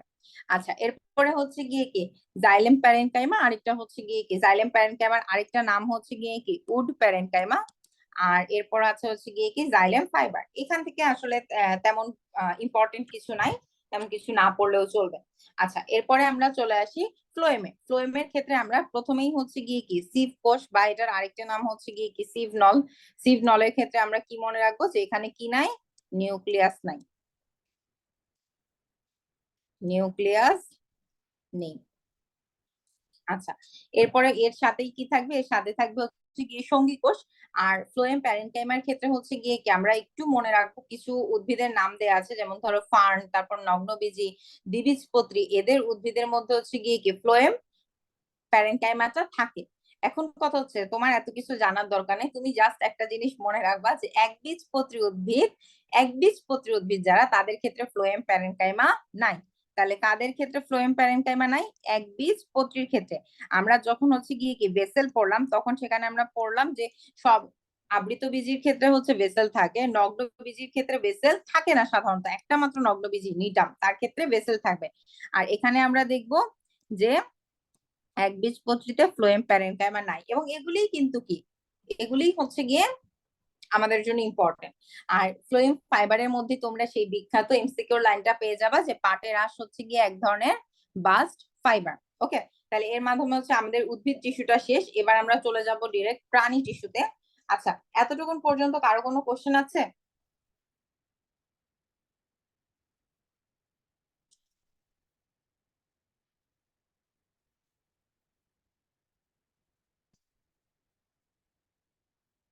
ওকে, তাহলে দেখো প্রাণী টিস্যু, এই প্রাণী টিস্যুকে আমরা হচ্ছে গিয়ে টোটাল 4টা ভাগে ভাগ করতে পারি। হ্যাঁ, 4টা ভাগে ভাগ করতে পারি। তাহলে প্রাণী টিস্যু হচ্ছে গিয়ে কি কয় ধরনের, এরকম একটা প্রশ্ন তোমাদের আসতে পারে।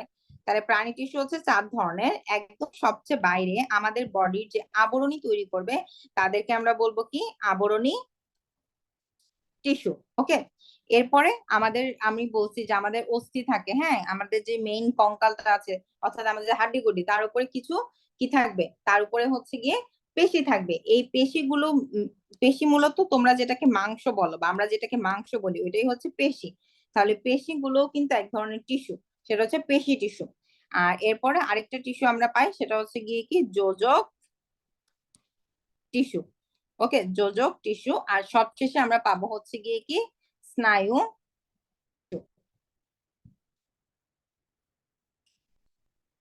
স্নায়ু টিস্যু। আচ্ছা, তাহলে সবার প্রথমে হচ্ছে গিয়ে কি আবরণী টিস্যু। তাহলে এই আবরণী টিস্যুকে আবার আমরা তিনটা ভাগে ভাগ করতে পারি। এই আবরণী টিস্যুকে আমরা তিন ভাগে ভাগ করতে পারি। কি কি আবরণী টিস্যু আছে?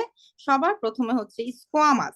সবসময় মনে রাখবা স্কোয়ামা। দেখো আমি যে আজকে পড়াচ্ছি আমি অনেক ওয়ার্ডের মিনিং বলতেছি, তোমার মনে হতে পারে আরে এই মিনিং গুলি কি আমার দরকার আছে, কিন্তু তুমি 2 দিন পরেই কিন্তু এইচএসসি এর পড়াশোনা শুরু করবা, তাই না? তখন কিন্তু এই জিনিসগুলো লাগবে, এবং এগুলো যে কিভাবে তোমার একদম মেডিকেল অ্যাডমিশন পর্যন্ত হেল্পফুল হয় এটা তুমি আসলে যখন অ্যাডমিশন টেস্ট দিবা, আমি মেডিকেল অ্যাডমিশন টেস্টের কথা বললাম, না দেওয়ার আগ পর্যন্ত বুঝবা না। এবং বায়োলজির ক্ষেত্রে এরকম টুকটাক ওয়ার্ডের মিনিং যদি জানো তুমি অনেক কোশ্চেনের অ্যান্সার করতে পারবা। কিন্তু তুমি পুরো কোশ্চেনটা জানো না, কিন্তু 2-1টা ওয়ার্ডের মিনিং তুমি জানো, তুমি কিন্তু বলতে পারবা।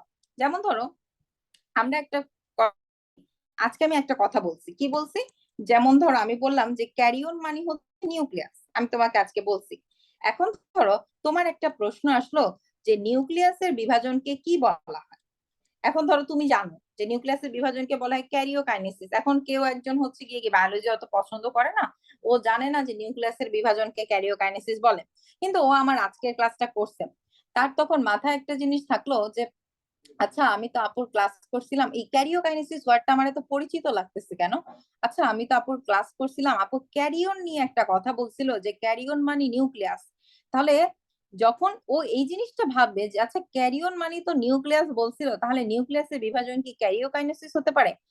তাহলে ও কিন্তু তখন এই জিনিসটা ওর মাথায় হিট করলে ও তখন এটা দাগাবে। ও কিন্তু এই জিনিসটা পড়েই নাই, ওর মনেই নাই, কিন্তু জাস্ট ও একটা ওয়ার্ড থেকে এই অ্যান্সারটা করে ফেলতে পারে। তো এটা জাস্ট আমি একটা সিম্পল উদাহরণ দিলাম যে তুমি হয়তো মনে মনে ভাবতে পারো হ্যাঁ নিউক্লিয়াসের বিভাজনকে ক্যারিওকাইনেসিস বলে, এটা আবার মানুষ না জানে। আমি জাস্ট তোমাকে বোঝানোর জন্য, এরকম আরো অনেক অনেক হচ্ছে গিয়ে কি উত্তর এভাবে বের করে ফেলা যায়। আচ্ছা যাই হোক, তো দেখো স্কোয়ামাস আবরণী টিস্যু। এই স্কোয়ামাস আবরণী টিস্যু, স্কোয়ামাস শব্দের অর্থ হচ্ছে গিয়ে কি জানো? এটার অর্থ হচ্ছে গিয়ে মাছের আঁশ। এটা মানে হচ্ছে মাছের আঁশ, ঠিক আছে? আঁশ বা আইস যেটাই বলো না কেন। তাহলে এই মাছের আইস, এই মাছের আইসের মতন কোষগুলো হচ্ছে গিয়ে কি চ্যাপ্টা হয়, এই জন্য এটাকে আমরা কি বলি? এটাকে আমরা বলি স্কোয়ামাস আবরণী টিস্যু। ওকে, এবং চ্যাপ্টা হয়, যেহেতু চ্যাপ্টা হয় তখন নিউক্লিয়াসটাও চ্যাপ্টা হয়ে বেশ বড় আকারের হয়, এবং এখানে কি হয় নিউক্লিয়াসটা বড় থাকে। তাহলে তোমার জন্য মোস্ট ইম্পর্টেন্ট হচ্ছে দেখো এই এরা সবাই তো আবরণী টিস্যু। এবং মাছের আইস জিনিসটা কি হয় বলতো? মাছের আইসটা খুবই পাতলা হয়। এখন তুমি চিন্তা করো, ধরো এখন তো আমরা চা ছেঁকি হচ্ছে গিয়ে কি দিয়ে, মানে চা তুমি যখন হচ্ছে গিয়ে চায়ের পাতাটা আলাদা করো ছাঁকনির মাধ্যমে হচ্ছে গিয়ে ছাঁকো, তাই না? তাহলে যদি এই ছাঁকনিটা না থাকতো একটা সময় কিন্তু পাতলা কাপড় ইউজ করা হইতো। ঠিক আছে, পাতলা কাপড় ইউজ করা হইতো। কেন পাতলা কাপড় ইউজ করা হইতো? কারণ পাতলা কাপড়ের মধ্যে খুব সূক্ষ্ম সূক্ষ্ম ছিদ্র থাকে যেগুলো ছাঁকন মানে ওই ছাঁকনির কাজ করবে। তাহলে যেই সকল জায়গায় তোমার এরকম ছাকার প্রয়োজন আছে, ছাকনির প্রয়োজন আছে তোমার বডির, সেই সকল জায়গার আবরণ তৈরি করবে কে? এই স্কোয়ামাস আবরণী টিস্যু। এটা ভেরি ভেরি ভেরি ইম্পর্টেন্ট একটা তথ্য, যে তোমার যেই সকল জায়গায় ছাকনির প্রয়োজন আছে বা ছাকার প্রয়োজন আছে, কোন একটা জিনিস মানে যে কোনো একটা তরলকে ছাকার প্রয়োজন আছে, সেই সকল জায়গায় স্কোয়ামাস আবরণী টিস্যু থাকে। এখন দেখো আমরা বৃক্কের ক্ষেত্রে আমরা পড়ছিলাম যে বৃক্কের মধ্যে কি থাকে? বোম্যান্স ক্যাপসুল থাকে, তাই না? এই বোম্যান্স ক্যাপসুলের মধ্যে কি হয় বলতো? আমাদের যে রেচনের যে বর্জ্য পদার্থগুলো আছে, এই বর্জ্য পদার্থগুলো থেকে পরবর্তীতে সেটা কোথায় যেয়ে জমা হয়? সেটা গ্লোমেরুলাসে যেয়ে জমা হয়। তাহলে এই যে বোমান্স ক্যাপসুলে থাকার প্রয়োজন আছে, তাই বোমান্স ক্যাপসুলের প্রাচীর কিসের মাধ্যমে মানে কোন আবরণী টিস্যু দিয়ে তৈরি? এই স্কোয়ামাস আবরণী টিস্যু দিয়ে তৈরি। আচ্ছা, এতটুকুন গেল। এরপরে চলে আসি আমরা কিউবয়েডাল আবরণী টিস্যু। কিউবয়েডাল আবরণী টিস্যু। তাহলে এই কিউবয়েডাল আবরণী টিস্যু তুমি নাম থেকেই বুঝতে পারতেছো যে এরা কি হবে, এরা হবে হচ্ছে গিয়ে কি ঘনক আকৃতির। ঠিক আছে, আমরা এখানে চার কোণা দেখাচ্ছি কিন্তু এরা হচ্ছে গিয়ে কি ঘনক আকৃতির। এই যে পিছনে এরকম হচ্ছে গিয়ে আছে আর কি।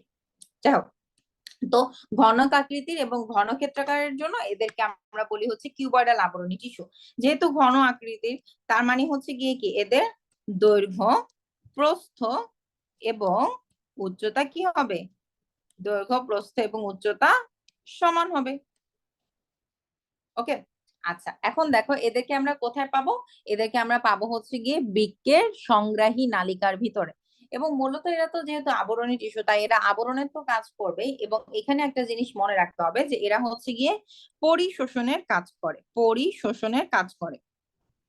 পরিশোষণ জিনিসটা আসলে কি, মনে করো এটা হচ্ছে গিয়ে আমাদের বৃক্কের সেই ঐতিহাসিক বোমান্স ক্যাপসুল। এটা মনে করো বোমান্স ক্যাপসুল। এই বোমান্স ক্যাপসুলের নিচে কি আছে, এটা হচ্ছে গিয়ে আমাদের সেই গ্লোমেরুলাস। ঠিক আছে, আচ্ছা এটা আমরা হচ্ছে নেফ্রন বলতেছি। এরপরে হচ্ছে গিয়ে কি প্রক্সিমাল প্যাঁচানো নালিকা। হুম, আচ্ছা প্রক্সিমাল প্যাঁচানো নালিকাকে তোমরা কি বলো, নিকটবর্তী প্যাঁচানো নালিকা। এরপরে কি আছে, হেনলি লুপ। হেনলি লুপের পরে কি আছে বলতো, হেনলি লুপের পরে আছে হচ্ছে গিয়ে ডিস্টাল প্যাঁচানো নালিকা। হুম, আর এরপরে এরা সবাই যে মিলিত হবে কিসে, মিলিত হবে হচ্ছে গিয়ে সংগ্রাহী নালিকায়। এই যে সংগ্রাহী নালিকা, ধরো বৃক্ক একটা জিনিস হচ্ছে গিয়ে কি ছেকে এই গ্লোমেরুলাসের ভিতর পাঠায় দিচ্ছে যে এটা বর্জ্য পদার্থ, এটা বের করে দিতে হবে। যখন সেটা সংগ্রাহী নালিকার কাছে গেছে, সংগ্রাহী নালিকা দেখলো আরে এই জিনিসগুলি তো আমার, এখানে তো কিছু কিছু জিনিস আছে আমার জন্য ইম্পর্টেন্ট, তাহলে এই জিনিসগুলো আমি কেন বের করে দিব, তখন সেই সংগ্রাহী নালিকা সেই জিনিসগুলোকে শোষণ করে কোষের ভিতরে পাঠায় দিবে। তাহলে এই যে পরিশ্রুত তরল মানে বৃক্ক যেটা ফালাই দিচ্ছিল সেখান থেকে আবার শোষণ করলো, এইটাকে আমরা বলি পরিশোষণ। তাহলে এই পরিশোষণটা করে হচ্ছে গিয়ে কি সংগ্রাহী নালিকা, এবং এখানে হেল্প করে হচ্ছে কিউবয়েডাল আবরণী টিস্যু। আচ্ছা, এরপর 3 নম্বরে আমরা পাবো কি, 3 নম্বরে আমরা পাবো হচ্ছে গিয়ে কলামনার আবরণী টিস্যু। কলামনার আবরণী টিস্যু। তাহলে এই কলামনার আবরণী টিস্যুর ক্ষেত্রে আমাদের, আমি যেরকম বলেছি যে স্কোয়ামাস আবরণী টিস্যু হচ্ছে গিয়ে যেই জায়গায় পাতলা একটা সারফেস দরকার, যেই জায়গায় ছাঁকনির দরকার, সেই জায়গায় হচ্ছে গিয়ে কি আমরা পাই স্কোয়ামাস আবরণী টিস্যু। ঠিক সেরকম কলামনারের ক্ষেত্রে আমাদের মনে রাখতে হবে যেই জায়গায় কোনো রস বের হয়, কোথাও থেকে রস ক্ষরণ হয়, সেই জায়গাগুলোতে আমরা পাবো কলামনার আবরণী টিস্যু। তোমরা যখন হচ্ছে খাদ্য পুষ্টি চ্যাপ্টারটা পড়ছো সেখানে তোমরা একটা জিনিস পড়ছো যে আমাদের হচ্ছে গিয়ে কি বিভিন্ন কোষগুলো থেকে বিভিন্ন ধরনের এনজাইম নির্গত হয়, হরমোন নির্গত হয়। তাহলে যেই জায়গাগুলি থেকে আমাদের অন্ত্রের কথা তোমরা পড়েছো, ক্ষুদ্রান্ত, বৃহদান্ত্র, এই ক্ষুদ্রান্ত থেকে বিভিন্ন ধরনের এনজাইম বের হয়, হরমোন বের হয়। তাহলে এই ক্ষুদ্রান্ত কিছু কি করতেছে, নিঃসরণ করতেছে, তাই না, কিছু বের করে দিচ্ছে, রস বের করে দিচ্ছে। তাহলে তাই এই অন্ত্রের প্রাচীরের মধ্যে আমরা কি পাবো, এরকম কলামনার আবরণী টিস্যু পাবো। তাহলে যেই জায়গায় কোনো ধরনের এরকম এনজাইম বা হরমোন হচ্ছে গিয়ে নিঃসৃত হবে, সেই জায়গায় আমরা কি পাবো, সেই জায়গায় আমরা হচ্ছে গিয়ে এরকম কলামনার আবরণী টিস্যু পাবো অন্ত্রের প্রাচীরে। আচ্ছা, তাহলে দেখো ওভারঅল যদি আমরা বলি, আমরা 3 ধরনের আবরণী টিস্যু পড়লাম। স্কোয়ামাস আবরণী টিস্যু, স্কোয়ামা মানে হচ্ছে মাছের আইস। এটা মাছের আইসের মতন কি হবে, পাতলা হবে, এবং এর মধ্যে বড় একটা নিউক্লিয়াস থাকবে। যে জায়গাগুলিতে এরকম পাতলা প্রাচীরের প্রয়োজন বা ছাকনের প্রয়োজন, যেমন বৃক্কের বোমান্স ক্যাপসুল, সেই জায়গাগুলিতে আমরা স্কোয়ামাস আবরণী টিস্যু পাবো। এরপর হচ্ছে কিউবয়েডাল, নাম থেকে আমরা বুঝতে পারতেছি যে এদের দৈর্ঘ্য, প্রস্থ, এরা হচ্ছে কিউবের মতো। তাহলে কিউবের ক্ষেত্রে আমরা জানি ঘনক আকৃতির, অর্থাৎ দৈর্ঘ্য, প্রস্থ, উচ্চতা কি হবে, সমান হবে। এবং এদের প্রধান কাজ হচ্ছে পরিশোষণ। পরিশোষণ হয় কোথায়, পরিশোষণ হয় হচ্ছে গিয়ে এই যে বৃক্কের সংগ্রাহী নালিকায়। তাহলে এদেরকে আমরা কোথায় পাবো, বৃক্কের সংগ্রাহী নালিকার মধ্যে আমরা পাবো, সংগ্রাহী নালিকায় পাবো। আর সবশেষে আমরা পড়লাম কি কলামনার আবরণী টিস্যু। এটা মনে রাখতে হবে যে যেখান থেকেই হচ্ছে গিয়ে বিভিন্ন ধরনের এনজাইমের ক্ষরণ হয়, সেই জায়গাগুলিতে আমরা কলামনার আবরণী টিস্যু পাবো, যেমন অন্ত্রের আবরণীতে। আচ্ছা, এছাড়া দেখো যে আরো কিছু আবরণী টিস্যুর নাম আমরা পাই, যেমন স্ট্র্যাটিফাইড আবরণী টিস্যু, সিউডো স্ট্র্যাটিফাইড আবরণী টিস্যু। এগুলি জাস্ট উদাহরণগুলো আমাদের মনে রাখতে হবে, ঠিক আছে। এবং স্ট্র্যাটিফাইড, স্ট্র্যাটিফাইড মানে হচ্ছে স্ট্র্যাটিফাইড, হ্যাঁ আমরা নামটা যদি একটু খেয়াল করি, আচ্ছা স্ট্র্যাটিফাইড দিয়ে বোঝানো হয় হচ্ছে অনেকগুলো স্তর থাকবে, এটাকে দিয়ে বোঝানো এটাকে দিয়ে কি বোঝানো, স্তর। তুমি যদি তোমার বইয়ের ছবিটা দেখো দেখবা যে অনেকগুলো লেয়ার আছে কোষের। হ্যাঁ, এবং এই অনেকগুলো, সরি,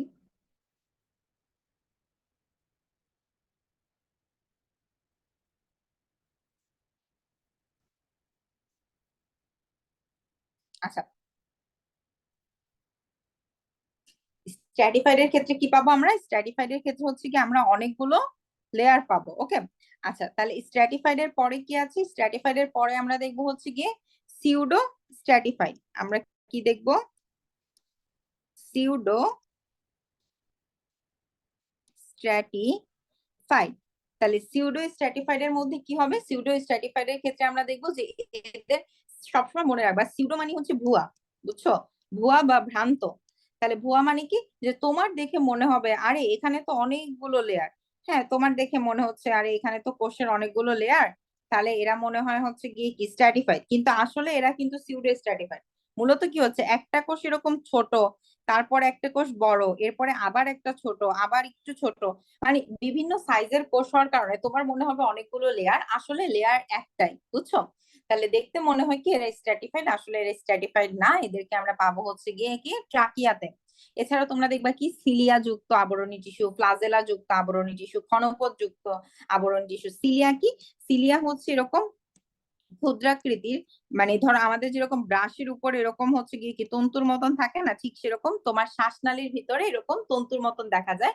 যদি তোমার কোনো ধরনের ধুলা বালু ময়লা ঢুকে যায় তখন ওইটা আটকে যায়, এবং দেখা যায় যে তুমি যদি অনেক ধুলা বালু কোনো একটা এলাকায় যাও, তুমি কাশি দাও কেন? কারণ ওই যে শ্বাসনালীর ভিতরে কি থাকে, সিলিয়া থাকে, এই সিলিয়ার মধ্যে ধুলা বালু গুলো আটকে যায়, তখন তোমার গলা খুসখুস করে তুমি কাশি দাও।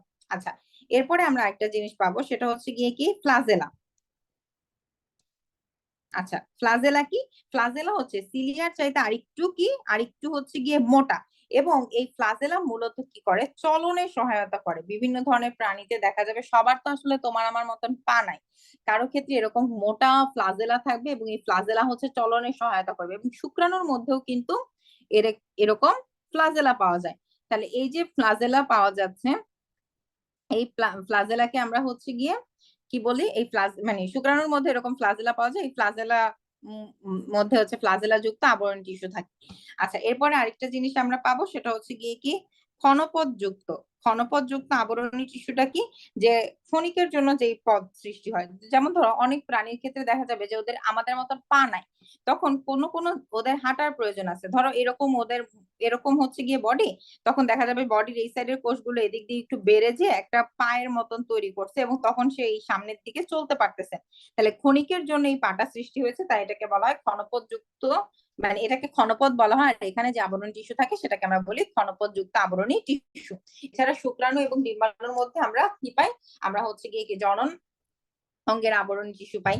আচ্ছা, এরপরে আমরা ডিরেক্ট চলে যাই আবরণী টিস্যুর পরে কি আছে। আবরণী টিস্যুর পরে আছে হচ্ছে গিয়ে যোজক টিস্যু, ঠিক আছে? আচ্ছা, আমরা টিস্যু পড়তেছিলাম, তাহলে আবরণ টিস্যুর পরে হচ্ছে গিয়ে আমরা পড়বো, সরি, আবরণ টিস্যুর পরে ছিল হচ্ছে গিয়ে পেশি টিস্যু। তাহলে পেশি টিস্যুকে আবার আমরা হচ্ছে গিয়ে কি করতে পারি, আমরা পেশি টিস্যুকে তিনটা ভাগে ভাগ করতে পারি। তাহলে তিনটা ভাগ কি, একটা হচ্ছে গিয়ে ঐচ্ছিক পেশি। এখানে আমাদের ভেরি ভেরি ইম্পর্টেন্ট হচ্ছে গিয়ে তিনটা পেশির ডিফারেন্স এবং তিনটা পেশির নাম।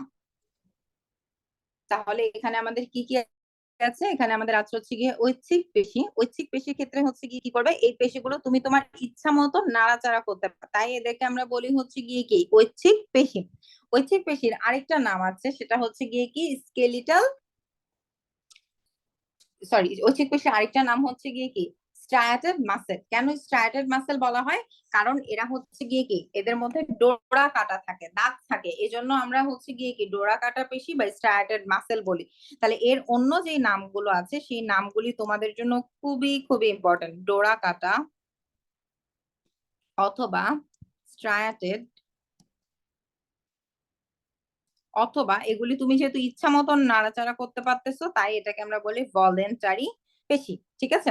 তাহলে এগুলো দেখতে কিরকম, ঐচ্ছিক পেশিগুলো দেখতে এরকম নলের মতন, ঠিক আছে, এরকম নলের মতন, এবং এর ভিতরে যেহেতু ডোরা কাটা তার মানে অনেক দাগ দাগ থাকবে, এরকম হচ্ছে তন্তুর মতন থাকবে, এবং এই তন্তুগুলি মূলত অ্যাক্টিন মায়োসিন তন্তু।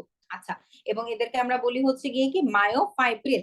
সাধারণত ঐচ্ছিক পেশির মধ্যে তুমি চিন্তা করো, তোমার পেশি, যে পেশিটা তুমি ইচ্ছা মতো নাড়াচাড়া করতে পারতেছো, তার কিন্তু এই নাড়াচাড়ার জন্য অনেক বেশি শক্তির দরকার। তো যেহেতু তার অনেক বেশি শক্তির দরকার, এই জন্য আমরা দেখি যে এদের মধ্যে কি থাকে, এদের মধ্যে একাধিক নিউক্লিয়াস থাকবে। ঠিক আছে, একাধিক নিউক্লিয়াস থাকবে। এবং এই পেশিগুলো কি করবে, এই পেশিগুলো হচ্ছে গিয়ে কি দ্রুত সংকুচিত হতে পারে। যেহেতু দ্রুত সংকুচিত এবং প্রসারিত হতে পারে, এবং এই পেশিগুলি যেহেতু হচ্ছে গিয়ে কি আমাদের যেই অস্থি বা যে বোনস গুলো আছে বডির ভিতরে, এই বোনস এর সাথে হচ্ছে গিয়ে কি এই পেশিগুলো এরকম যুক্ত অবস্থায় থাকে, তাই এই পেশিগুলির আরেকটা নাম হচ্ছে গিয়ে কঙ্কাল পেশি, বা এদের আরেকটা নাম হচ্ছে গিয়ে কি স্কেলেটাল মাসেল। Skeletal muscle. তাহলে ঐচ্ছিক পেশির মধ্যে কি থাকবে, একাধিক নিউক্লিয়াস থাকবে। এদের নামগুলো আমরা দেখলাম।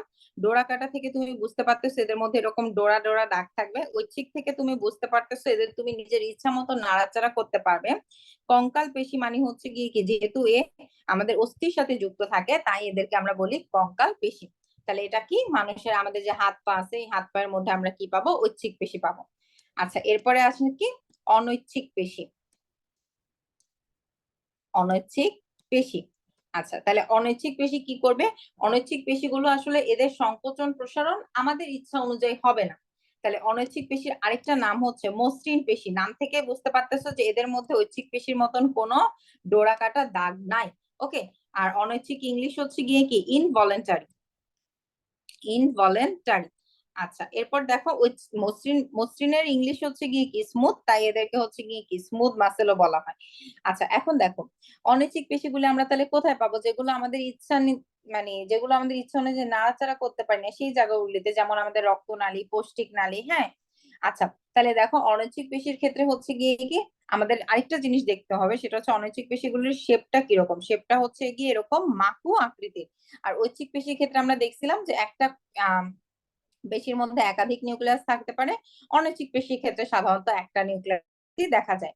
আর এই যে পেশি, আমি বারবার বলতেছি, এই পেশির চারপাশের যে আবরণ, হ্যাঁ, এই চারপাশের এই আবরণটাকে আমরা বলি কি জানো, এই আবরণটাকে আমরা বলি সার্কোলেমা। সার্কোলেমা। আর এর ভিতরে যে হচ্ছে গিয়ে কি ফাইবার বা তন্তু থাকে, সেই ফাইবার বা তন্তুকে আমরা বলি মায়োফাইব্রিল। সবসময় একটা জিনিস মনে রাখবা, কোনো কিছু নামের শুরুতে বা কোথাও যদি মায়ো থাকে, মায়ো দিয়ে কি বোঝানো হয় জানো, মায়ো দিয়ে অলওয়েজ পেশি বোঝানো হয়। মায়ো দিয়ে অলওয়েজ পেশি বোঝানো হয়। আচ্ছা, এরপর সব শেষে আমাদের যে পেশিটা আছে সেটা হচ্ছে গিয়ে হৃদ পেশি। আচ্ছা, তাহলে হৃদপেশি কি, হৃদপেশি হচ্ছে আমাদের হৃদপিণ্ডে যে পেশি পাই সেটাকে আমরা হৃদপেশি বলতেছি। এটা কি মানে হৃদপেশি কি আসলে তোমার ইচ্ছাধীন ভাবে চলাফেরা করে না।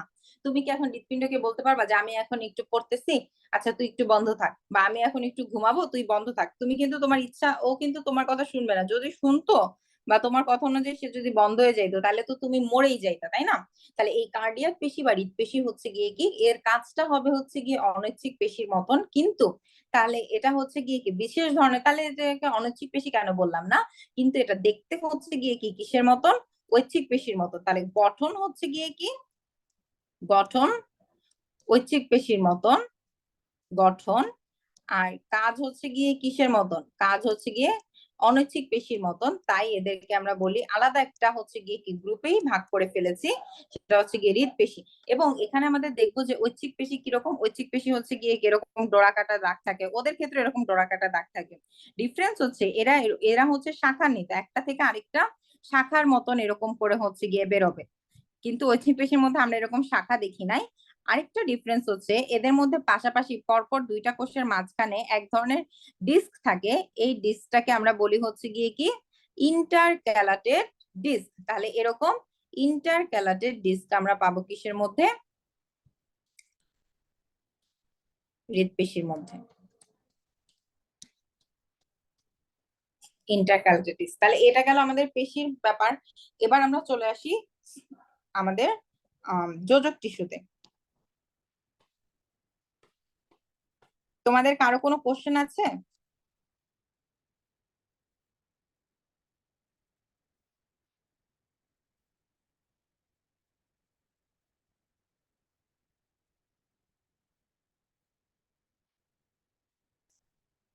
ওকে, দেখো যোজক টিস্যুর ক্ষেত্রে হচ্ছে গিয়ে আমরা কি দেখবো, যোজক টিস্যুকে আবার আমরা হচ্ছে গিয়ে কিছু ভাগে ভাগ করতে পারি।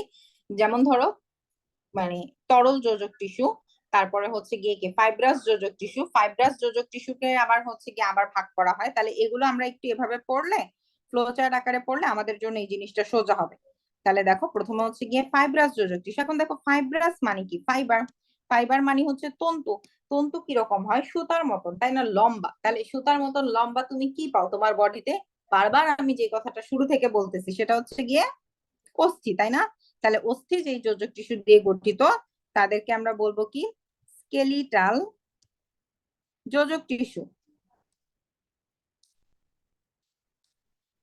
স্কেলিটাল যোজক টিস্যু। তাহলে যোজক টিস্যুর মধ্যে আমরা কি পাচ্ছি, ফাইব্রাস যোজক টিস্যু পাচ্ছি, স্কেলিটাল যোজক টিস্যু পাচ্ছি। আচ্ছা, স্কেলিটাল যোজক টিস্যু কিন্তু ফাইব্রাস যোজক টিস্যুর পার্ট না। স্কেলিটাল যোজক টিস্যু নিজেই হচ্ছে গিয়ে কি, মানে ফাইব্রাস যোজক টিস্যুর মধ্যে আমরা কি পাচ্ছি, ফাইব্রাস যোজক টিস্যু। দেন আচ্ছা এই সাইডে লিখি তাহলে তোমাদের জন্য সুবিধা হবে, স্কেলিটাল যোজক টিস্যু। আর সবশেষে আরেকটা, সেটা হচ্ছে গিয়ে তরল যোজক টিস্যু, তরল যোজক টিস্যু। আচ্ছা, তাহলে এই যে ফাইব্রাস যোজক টিস্যু, এই ফাইব্রাস যোজক টিস্যু হচ্ছে গিয়ে কি বিভিন্ন ধরনের তন্তু, নরমালি আমরা যে বারবার বলতেছিলাম যে মাইটোকন্ড্রিয়ার মধ্যে হচ্ছে গিয়ে মাতৃকা থাকে, সেরকম আমাদের বডির মধ্যেও হচ্ছে গিয়ে কি পেশির মধ্যে এরকম মাতৃকা থাকবে, এর মধ্যে যেরকম তন্তু থাকে সেই তন্তুগুলো এই ফাইব্রাস যোজক টিস্যু সৃষ্টি করে। স্কেলিটাল যোজক টিস্যু কি, স্কেলিটাল যোজক টিস্যু আবার হচ্ছে গিয়ে কি দুইটা ভাগে আমরা হচ্ছে ভাগ করতে পারি। একটা হচ্ছে গিয়ে কি অস্থি, আর আরেকটা হচ্ছে গিয়ে কি কোমলাস্থি। কোমলাস্থির আরেকটা নাম কি, কোমলাস্থির আরেকটা নাম হচ্ছে গিয়ে তরুণাস্থি। তাহলে তরুণাস্থি কি, তরুণাস্থি হচ্ছে গিয়ে আমাদের কানটা যদি আজকে একটু আমরা ধরি, দেখবা যে কানটা অনেক নরম, কিন্তু তাও কিন্তু এটা অস্থির মতনই কাজ করতেছে, কানটাকে সাপোর্ট দিচ্ছে। কিন্তু নর্মাল অস্থি যতটা শক্ত হয় এটা এরকম শক্ত না। তাহলে এটা হচ্ছে গিয়ে আমাদের কোমলাস্থি বা তরুণাস্থি। তাহলে এই কোমলাস্থি, তরুণাস্থি বা অস্থি, এই দুইটা জিনিস নিয়ে হচ্ছে গিয়ে আমাদের স্কেলিটাল যোজক টিস্যু গঠিত। আর এরপরে হচ্ছে গিয়ে কি তরল যোজক টিস্যু, এই তরল যোজক টিস্যুকে আবার হচ্ছে গিয়ে কি আমরা ভাগ করতে পারি, কিসে ভাগ করতে পারি, দুইটা ভাগে। একটা হচ্ছে গিয়ে রক্ত, যে রক্ত নিয়ে আমরা বেশ কতক্ষণ পড়বো, আর আরেকটা হচ্ছে গিয়ে লসিকা। আচ্ছা, তাহলে এই যে রক্ত, এই রক্তের ক্ষেত্রে আবার রক্তকে আমরা আবার দুইটা ভাগে ভাগ করতে পারি। রক্ত কি একটা লাল বর্ণের তরল পদার্থ, যেটা কি হবে, যেটা হবে হচ্ছে গিয়ে ঈষৎ লবণাক্ত, মানে হালকা নোনতা স্বাদের হবে, এবং এটা কি হবে, এটা হবে হচ্ছে গিয়ে ক্ষারীয়। তাহলে রক্ত ক্ষারীয় মানে কি, এর পিএইচ কি 7-এর বেশি নাকি 7-এর কম বলো তো। জাস্ট রক্ত ক্ষারীয়, তোমার বইতে এটা দেয়া আছে। তোমার যদি আসে পরীক্ষা প্রশ্নে যে নিচের কোনটি হচ্ছে গিয়ে কি রক্ত মানে সঠিক নয় বা কোনটি সঠিক, তার মধ্যে দেয়া হলো রক্তের পিএইচ হচ্ছে গিয়ে কি 7-এর কম, তুমি চিন্তা করবে আরে রক্তের পিএইচ তো আমি পড়িই নাই, কিন্তু তোমার বইতে দেয়া আছে রক্ত ক্ষারীয়। কেমিস্ট্রিতে তুমি পড়ে আসছো যে রক্ত কি মানে ক্ষারের পিএইচ কি হবে 7-এর বেশি, তার মানে কি রক্তের পিএইচ 7-এর বেশি হবে। তাহলে এই জিনিসগুলি অ্যাডমিশন টেস্টে হচ্ছে গিয়ে কি যত বেশি চোখ কান খোলা রাখবা তত বেশি হচ্ছে গিয়ে কি তোমার চান্স পাওয়ার সম্ভাবনা বেড়ে যাবে। তুমি সবকিছু পড়ছো, কিন্তু তুমি হচ্ছে গিয়ে কি তোমার কোশ্চেনটা আসবে কি যে নর্মালি তুমি পড়ছো আই ইট রাইস, তোমার কোশ্চেনে থাকবে হচ্ছে rice is eaten by me. এখন তুমি rice is eaten by me তো পড়ো নাই, পড়ছো আই ইট রাইস, কিন্তু তোমার বুঝতে হবে যে ওইটা মানে ঘুরাইলে জিনিসটা এরকম হয়। যদি তুমি এই জিনিসটা হচ্ছে গিয়ে বুঝতে পারো তাহলেই হচ্ছে গিয়ে কি তুমি মানে এটা মানে তুমি চান্স পেয়ে যাবে। আর এটা বোঝার জন্য তোমার বারবার হচ্ছে গিয়ে পড়তে হবে।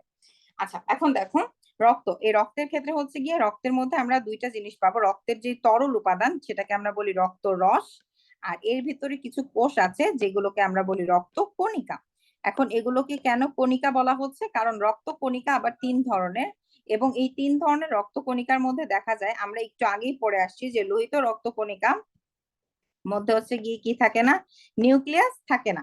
তাহলে যেহেতু লোহিত রক্ত কণিকার মধ্যে নিউক্লিয়াস নাই, এবং অনুচক্রিকার ক্ষেত্রেও হচ্ছে গিয়ে কি নিউক্লিয়াস থাকে না, তাহলে এদের মধ্যে যেহেতু নিউক্লিয়াস নাই এবং কোষের ক্ষেত্রে নিউক্লিয়াস খুবই গুরুত্বপূর্ণ, তাই একটা সময় বিজ্ঞানীরা এদেরকে কোষ বলতে চায় না, তাই এদের নাম হয়ে গেছে কণিকা। বুঝতে পেরেছো, কিন্তু এরা মূলত রক্তের ভিতরে থাকা কোষই।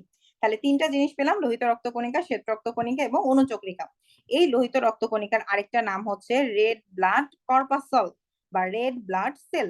বা এর আরেকটা নাম হচ্ছে এরিথ্রোসাইট। এই যে এরিথ্রো ওয়ার্ডটা একটু আগে আমি তোমাদের সাথে ইউজ করলাম, কোথায় বলতো? ফাইকো এরিথ্রিনে, যেখানে লাল বর্ণের রঞ্জক পদার্থের মধ্যে কি ছিল? এরিথ্রো ওয়ার্ডটা ছিল। এবং আমি তখন তোমাদেরকে বলছিলাম যে এরিথ্রো মানে কি? এরিথ্রো মানে হচ্ছে গিয়ে রেড। ওকে, আচ্ছা, এখন দেখো এই যে লাল রক্তকণিকা বা লোহিত রক্তকণিকা, এই লোহিত রক্তকণিকার মধ্যে খুবই গুরুত্বপূর্ণ একটা জিনিস থাকে, সেটা হচ্ছে গিয়ে হিমোগ্লোবিন। এবং এই হিমোগ্লোবিন থাকার কারণেই কিন্তু রক্তের বর্ণটা কি হচ্ছে? লাল হচ্ছে। এবং এই হিমোগ্লোবিনটা আসলে কি করে? এই হিমোগ্লোবিনটা হচ্ছে গিয়ে কি একটা লৌহ জাত একটা যৌগ বা আয়রন সমৃদ্ধ একটা যৌগ। তুমি যত বেশি আয়রন জাতীয় শাকসবজি ফলমূল খাবা, তত বেশি হিমোগ্লোবিন হচ্ছে গিয়ে তোমার তৈরি হবে। এবং হিমোগ্লোবিন যত তৈরি হবে তোমার, তত বেশি হচ্ছে লোহিত রক্তকণিকা তৈরি হবে এবং তোমার রক্তটা তত লাল হবে। তাহলে যার হচ্ছে গিয়ে কি অ্যানিমিক আমরা বলি না, অ্যানিমিয়া কথাটার সাথে সবাই পরিচিত, তখন কি হয় বলতো? তখন হাত পা সাদা হয়ে যায়, চোখ সাদা হয়ে যায়, হ্যাঁ, নখগুলো সাদা হয়ে যায়। কেন? কারণ ওর রক্তের মধ্যে হিমোগ্লোবিনের পরিমাণটা কমে যায়। আচ্ছা, এখন এই হিমোগ্লোবিনের খুবই গুরুত্বপূর্ণ একটা কাজ আছে, সেটা হচ্ছে এই যে আমরা প্রতিদিন প্রশ্বাসের সাথে অক্সিজেন গ্রহণ করতেছি, এই অক্সিজেন প্লাস হিমোগ্লোবিন মিলে একটা যৌগ গঠন করে, সেটার নাম হচ্ছে গিয়ে কি? Oxy haemoglobin. ঠিক আছে? এবং এই অক্সি হিমোগ্লোবিনের মাধ্যমে, যেহেতু চিন্তা করো তুমি মানে এই যে অক্সিজেনটা গ্রহণ করতেছো, এই অক্সিজেনটা যাওয়ার প্রয়োজন ফুসফুসে। এখন অক্সিজেন কি উড়ে উড়ে ফুসফুসে যাবে? অক্সিজেন রক্তের সাথে মিশ্রিত হয়ে হচ্ছে ফুসফুসে যাবে। এবং তোমার প্রত্যেকটা কোষে মানে অক্সিজেনটা হচ্ছে গিয়ে ফুসফুসে গেছে এবং এই অক্সিজেনটা এখন যাওয়ার প্রয়োজন কোষে। প্রতিটা কোষের জন্য অক্সিজেন প্রয়োজন। এই যে আমরা বারবার একটা কথা বলি যে মাইটোকন্ড্রিয়া শ্বসনের সহায়তা করে, শ্বসনের মাধ্যমে শক্তি উৎপন্ন হয়, এই শ্বসনের ক্ষেত্রে তোমরা পড়ছো যে অক্সিজেন প্রয়োজন। এখন প্রতিটা কোষের মধ্যে কিন্তু এরকম শ্বসন দরকার, না হলে কোষ কিভাবে শক্তি তৈরি করবে? তার মানে কোষে অক্সিজেন যাওয়া প্রয়োজন। অক্সিজেন কি উড়ে উড়ে কোষ চলে যাবে? না, অক্সিজেন যাবে রক্তের মাধ্যমে, কারণ প্রতিটা কোষের মধ্যে কি আছে? ব্লাড সাপ্লাই আছে। আর রক্তের ভিতরে এই হিমোগ্লোবিনটা হচ্ছে কি অক্সিজেন পরিবহনের কাজ করবে। হিমোগ্লোবিন হচ্ছে একটা বাহকের মতন কাজ করে, অর্থাৎ হিমোগ্লোবিন এখানে একটা বাসের মতন কাজ করে। তুমি অক্সিজেন হচ্ছে গিয়ে ধরো তুমি আমি যে বাসে উঠলাম, একটা নির্দিষ্ট গন্তব্যে যখন তুমি যাও, তুমি কি বাসের সাথে লেগে থাকো? তুমি কিন্তু লেগে থাকো না, বাসের থেকে নেমে যাও। তাহলে বাস হচ্ছে তোমার একটা অস্থায়ী পরিবহন, তাই না? সে তোমাকে এক জায়গা থেকে আরেক জায়গায় নিয়ে যাচ্ছে, জাস্ট নিয়ে যাওয়াটা তার কাজ, এরপর তুমি তার সাথে আর কোনো সম্পর্ক নাই, তুমি নেমে যাও। ঠিক সেরকম একটা কোষ থেকে একটা জায়গা থেকে আরেকটা জায়গায় বা একটা আমাদের কোষে, বিভিন্ন কোষে হচ্ছে কি হিমোগ্লোবিন এই অক্সিজেনটাকে পরিবহন করতেছে। তাহলে অক্সিজেনের মানে হিমোগ্লোবিনের কাজ হচ্ছে জাস্ট পরিবহন করা। ওকে, আচ্ছা। তো এখন দেখো শ্বেত রক্তকণিকা, শ্বেত রক্তকণিকা থেকে একটা তথ্য আমাদের মনে রাখতে হবে, সেটা হচ্ছে শ্বেত রক্তকণিকা কি করে? জীবাণু ধ্বংস করে। কিসের মাধ্যমে জীবাণু ধ্বংস করে? সেই যে আমরা পড়ছিলাম ফ্যাগোসাইটোসিস প্রক্রিয়া, ওই ফ্যাগোসাইটোসিস প্রক্রিয়ার মাধ্যমে। আর অণুচক্রিকা কি করবে? অণুচক্রিকা হচ্ছে রক্ত জমাট বাঁধতে সহায়তা করে। রক্ত জমাট বাঁধা কখন প্রয়োজন? যদি কোনো কারণে তোমার কোথাও কেটে যায়, তখন যদি রক্ত পড়তেই থাকে পড়তেই থাকে, একসময় সব রক্ত পড়ে যাবে, তুমি তো টুস করে মরে যাবে, তাই না? তাহলে তখন হচ্ছে গিয়ে কি অণুচক্রিকা রক্তটাকে জমাট বাঁধতে সহায়তা করবে। আচ্ছা, লসিকা থেকে তোমাদের তেমন কিছু পড়ার দরকার নাই। লসিকা গুলো হচ্ছে গিয়ে কি হালকা হলুদ বর্ণের, আর লসিকার মধ্যে বেশ কিছু নালী আছে, এই নালীগুলো মিলে লসিকা তন্ত্র গঠন করে, এতটুকুন পড়লেই না, আর কিছু লাগবে না। ওকে, লাস্ট বাট নট লিস্ট আমরা হচ্ছে গিয়ে পড়বো স্নায়ু টিস্যু। তাহলে স্নায়ু টিস্যু কি করবে? স্নায়ু টিস্যু হচ্ছে গিয়ে যার জন্য এত কিছু, তাই না? আমার ব্রেন কম, তোর ব্রেন বেশি। তাহলে আজকে আমরা হচ্ছে গিয়ে কি ব্রেনের যে হচ্ছে কোষ বা যে টিস্যু, সেগুলো নিয়ে আলোচনা করি, চলো। তাহলে দেখো এই যে স্নায়ু টিস্যু, স্নায়ু টিস্যু কি নিয়ে গঠিত? স্নায়ু টিস্যু হচ্ছে গিয়ে স্নায়ু কোষ নিয়ে গঠিত। এবং এখানে মোস্ট ইম্পর্টেন্ট একটা জিনিস আমাদের মনে রাখতে হবে যে স্নায়ু কোষগুলো কি বিভাজিত হতে পারে নাকি পারে না? ধরো তুমি আজকে পড়লা, আমার এই পড়াগুলি সব তোমার কোষের মধ্যে ঢুকাইছো, স্নায়ু কোষে ঢুকাইছো ঢুকাইছো ঢুকাইছো। এরপরে আমি পড়ানো শেষ, তুমি দিলে একটা ঘুম। ঘুম থেকে উঠার ঘুম দিছো, ততক্ষণে তোমার স্নায়ু কোষগুলি বিভাজিত হয়ে গেছে, সব পড়া ভাগ ভাগ হয়ে বিচ্ছিন্ন হয়ে উল্টা পাল্টা হয়ে গেল, তাই না? তাহলে এই জন্যই মানে সৃষ্টিকর্তা হচ্ছে 100% পারফেক্ট কারিগর। এই জন্য স্নায়ু কোষের মধ্যে কি দেয় নাই জানো? স্নায়ু কোষের মধ্যে সেন্ট্রিওল দেয় নাই। তো সেন্ট্রিওল কোষ বিভাজনে খুবই গুরুত্বপূর্ণ একটা ভূমিকা পালন করে। যেহেতু ওর মধ্যে সেন্ট্রিওল নাই, তাই স্নায়ুকোষ কখনোই বিভাজিত হতে পারবে না। ওকে, তাহলে স্নায়ুকোষ কিন্তু কখনো বিভাজিত হয় না। তাহলে তুমি চিন্তা করো মানে এখন এখানে অনেক সময় অনেক কনফিউজড হয়ে যায় যে তাহলে আমার ছোটবেলায় আমার ব্রেনটা হচ্ছে গিয়ে ছোট ছিল, বড় হইলে কি আমার ব্রেন বড় হয় নাই? তোমার আমার তো মাথাটা বড় হয়েছে, তাহলে এর ভেতরে কোষগুলো কি বাড়ছে? নট স্নায়ু কোষ, আরো আরো কিছু কোষ আছে। তোমরা যখন আরো বড় হবা তখন তোমরা হচ্ছে গিয়ে এই জিনিসগুলি নিয়ে পড়বা। যেমন হচ্ছে গিয়ে স্নায়ুকোষ ছাড়াও এখানে মাইক্রোগ্লিয়া থাকে, নিউরোগ্লিয়া থাকে, অলিগোডেন্ড্রোসাইট থাকে, হ্যাঁ, এপেনডাইমা থাকে। তাহলে এই কোষগুলি হচ্ছে গিয়ে বাড়ে, বিভাজিত হতে পারে, কিন্তু স্নায়ুকোষ কখনো বিভাজিত হতে পারে না। কেন পারে না? কারণ ওর মধ্যে সেন্ট্রিওল নাই। ওকে, আচ্ছা, তাহলে স্নায়ুকোষের ক্ষেত্রে আমরা হচ্ছে গিয়ে জাস্ট একটা নিউরনের গঠন দেখবো, যেটা আমাদের জন্য খুবই ইম্পর্টেন্ট। দেখো, নিউরনের ক্ষেত্রে যদি আমরা চিন্তা করি, একটা নিউরনকে আমরা হচ্ছে গিয়ে কি দুইটা ভাগে ভাগ করি। একটা হচ্ছে গিয়ে কি কোষ দেহ, আমি পার্সোনালি আসলে ফ্লো চার্ট অনেক পছন্দ করি। আরেকটা হচ্ছে গিয়ে কি প্রলম্বিত অংশ, প্রলম্বিত অংশ। তাহলে এই যে কোষ দেহ, এই কোষ দেহের মধ্যে আবার দুইটা পার্ট আছে। একটা হচ্ছে গিয়ে কি এক্সন, আরেকটা হচ্ছে গিয়ে কি ডেনড্রন। সরি, আমি উল্টা জায়গায় লিখছি। প্রলম্বিত অংশ আমরা যে বলতেছিলাম, কোষ দেহ, আরেকটা হচ্ছে গিয়ে কি প্রলম্বিত অংশ। এই প্রলম্বিত অংশের মধ্যে হচ্ছে গিয়ে দুইটা পার্ট আছে, একটা হচ্ছে গিয়ে কি এক্সন, আর আরেকটা হচ্ছে গিয়ে কি ডেনড্রন। ওকে, আচ্ছা, তাহলে দেখো এখানে হচ্ছে গিয়ে কি কোষ দেহটা আমরা যদি একটু দেখি ছবির মধ্যে, তোমার বইতে তো ছবি আছে, হ্যাঁ, ছবির মধ্যে তুমি যদি এভাবে দেখো, এটা হচ্ছে গিয়ে কি, এগুলো হচ্ছে গিয়ে কি বলতো, এগুলো হচ্ছে গিয়ে কি ডেনড্রন। তাহলে ডেনড্রন থেকে এরকম হচ্ছে গিয়ে কি শাখা প্রশাখা বের হয়, যেগুলোকে বলা হয় হচ্ছে গিয়ে কি ডেনড্রাইট।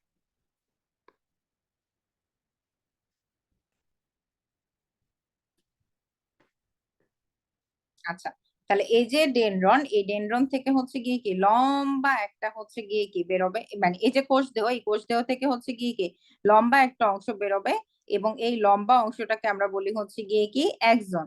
এবং এক্সনের ঠিক বিপরীত দিকে হচ্ছে গিয়ে কি যে প্রলম্বিত অংশ, তাদেরকে আমরা কি বলবো? তাদেরকে আমরা বলবো হচ্ছে গিয়ে ডেনড্রন। আর ডেনড্রনের যে শাখা প্রশাখা, তাদেরকে আমরা বলি হচ্ছে গিয়ে কি ডেনড্রাইট।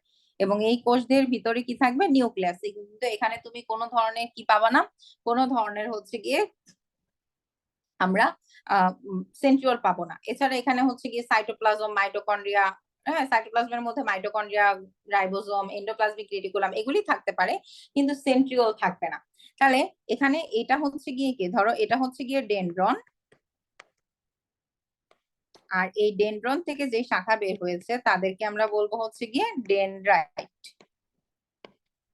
ঠিক আছে, আর এটা হচ্ছে গিয়ে কি কোষ দেহ, আর এটা হচ্ছে গিয়ে কি কোষ দেহের নিউক্লিয়াস। আর এটা হচ্ছে গিয়ে কি এক্সন।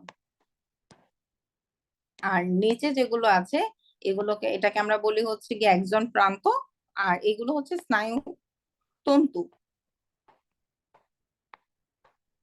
তাহলে এখানে একটা এক্সন শেষ হলো, তারপরেই কিন্তু এই সাইড দিয়ে হচ্ছে গিয়ে কি আরেকটা পরবর্তী নিউরন যেটা আছে, সেই নিউরনের ডেনড্রাইটটার হচ্ছে গিয়ে কি শুরু হবে। তাহলে একটা নিউরনের এক্সন যেখানে শেষ হয়, আরেকটা নিউরনের ডেনড্রাইট হচ্ছে গিয়ে কি সেখান থেকে শুরু হবে। তাহলে এই যে এক্সন এবং ডেনড্রাইটের যে হচ্ছে গিয়ে কি মিলনস্থল, এই জায়গাটার একটা নাম আছে, এই জায়গাটার নাম হচ্ছে গিয়ে সিন্যাপস। এই জায়গাটার নাম হচ্ছে সিনাপস। ঠিক আছে, তাহলে এবং তোমার আজকে যে হাতে একটা ধরো মশা কামড় দিছে, এই মশা কামড় দিলে হাতের স্নায়ুটা সেই উদ্দীপনাটা গ্রহণ করলো, এবং পরবর্তীতে সেই স্নায়ুর হচ্ছে এক্সন হয়ে পরবর্তীতে এই সিনাপস দিয়ে পার্শ্ববর্তী স্নায়ুতে যাবে, এভাবে এভাবে উদ্দীপনাটা এক জায়গা থেকে আরেক জায়গায় ছড়িয়ে যাবে। ঠিক আছে, আচ্ছা, তাহলে স্নায়ু তন্তু নিয়ে আমরা হচ্ছে গিয়ে স্নায়ু টিস্যু নিয়ে আমরা মোটামুটি একটা ধারণা পেলাম। এরপর তোমার বইতে কিছু অঙ্গতন্ত্র নিয়ে কথা আছে। এখানে জাস্ট তোমার কি কি দরকার জানো? পরিপাক তন্ত্রের পার্ট কি কি, এটা তোমরা হচ্ছে গিয়ে অধ্যায় 5-এ পড়বা।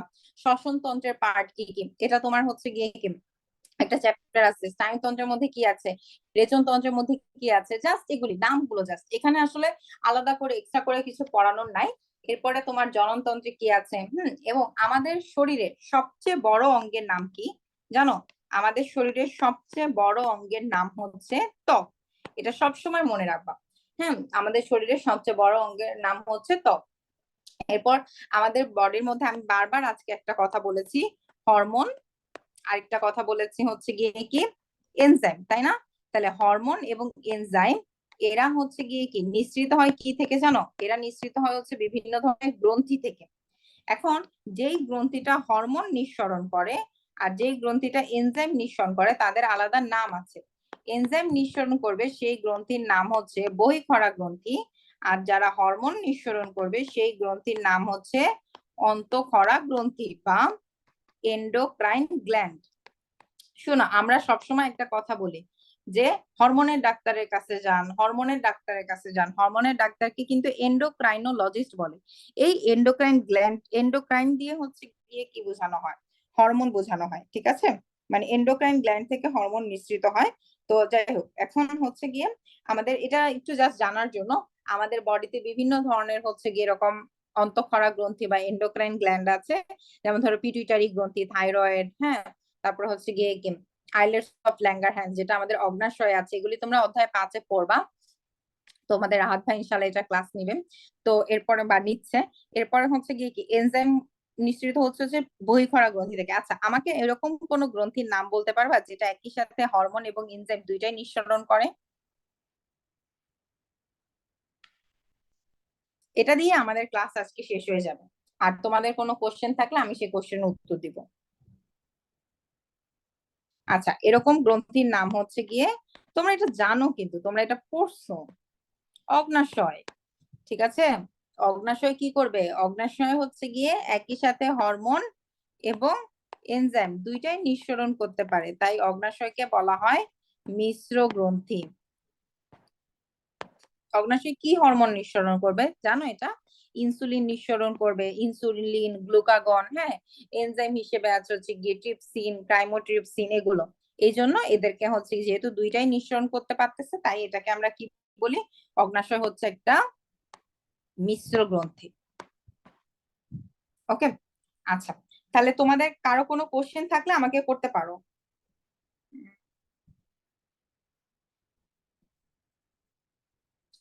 কারো কোনো কোশ্চেন নেই? সবাই সব বুঝছো?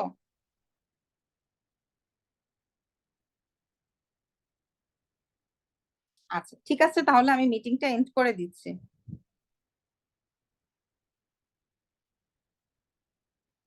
ওকে, সবাই আজকে এটা ভালো মতন বাসায় পড়বা। আল্লাহ হাফিজ, আসসালামু আলাইকুম। আসসালামু আলাইকুম ওয়ালাইকুম আপু। আসসালাম। ওয়ালাইকুম আসসালাম।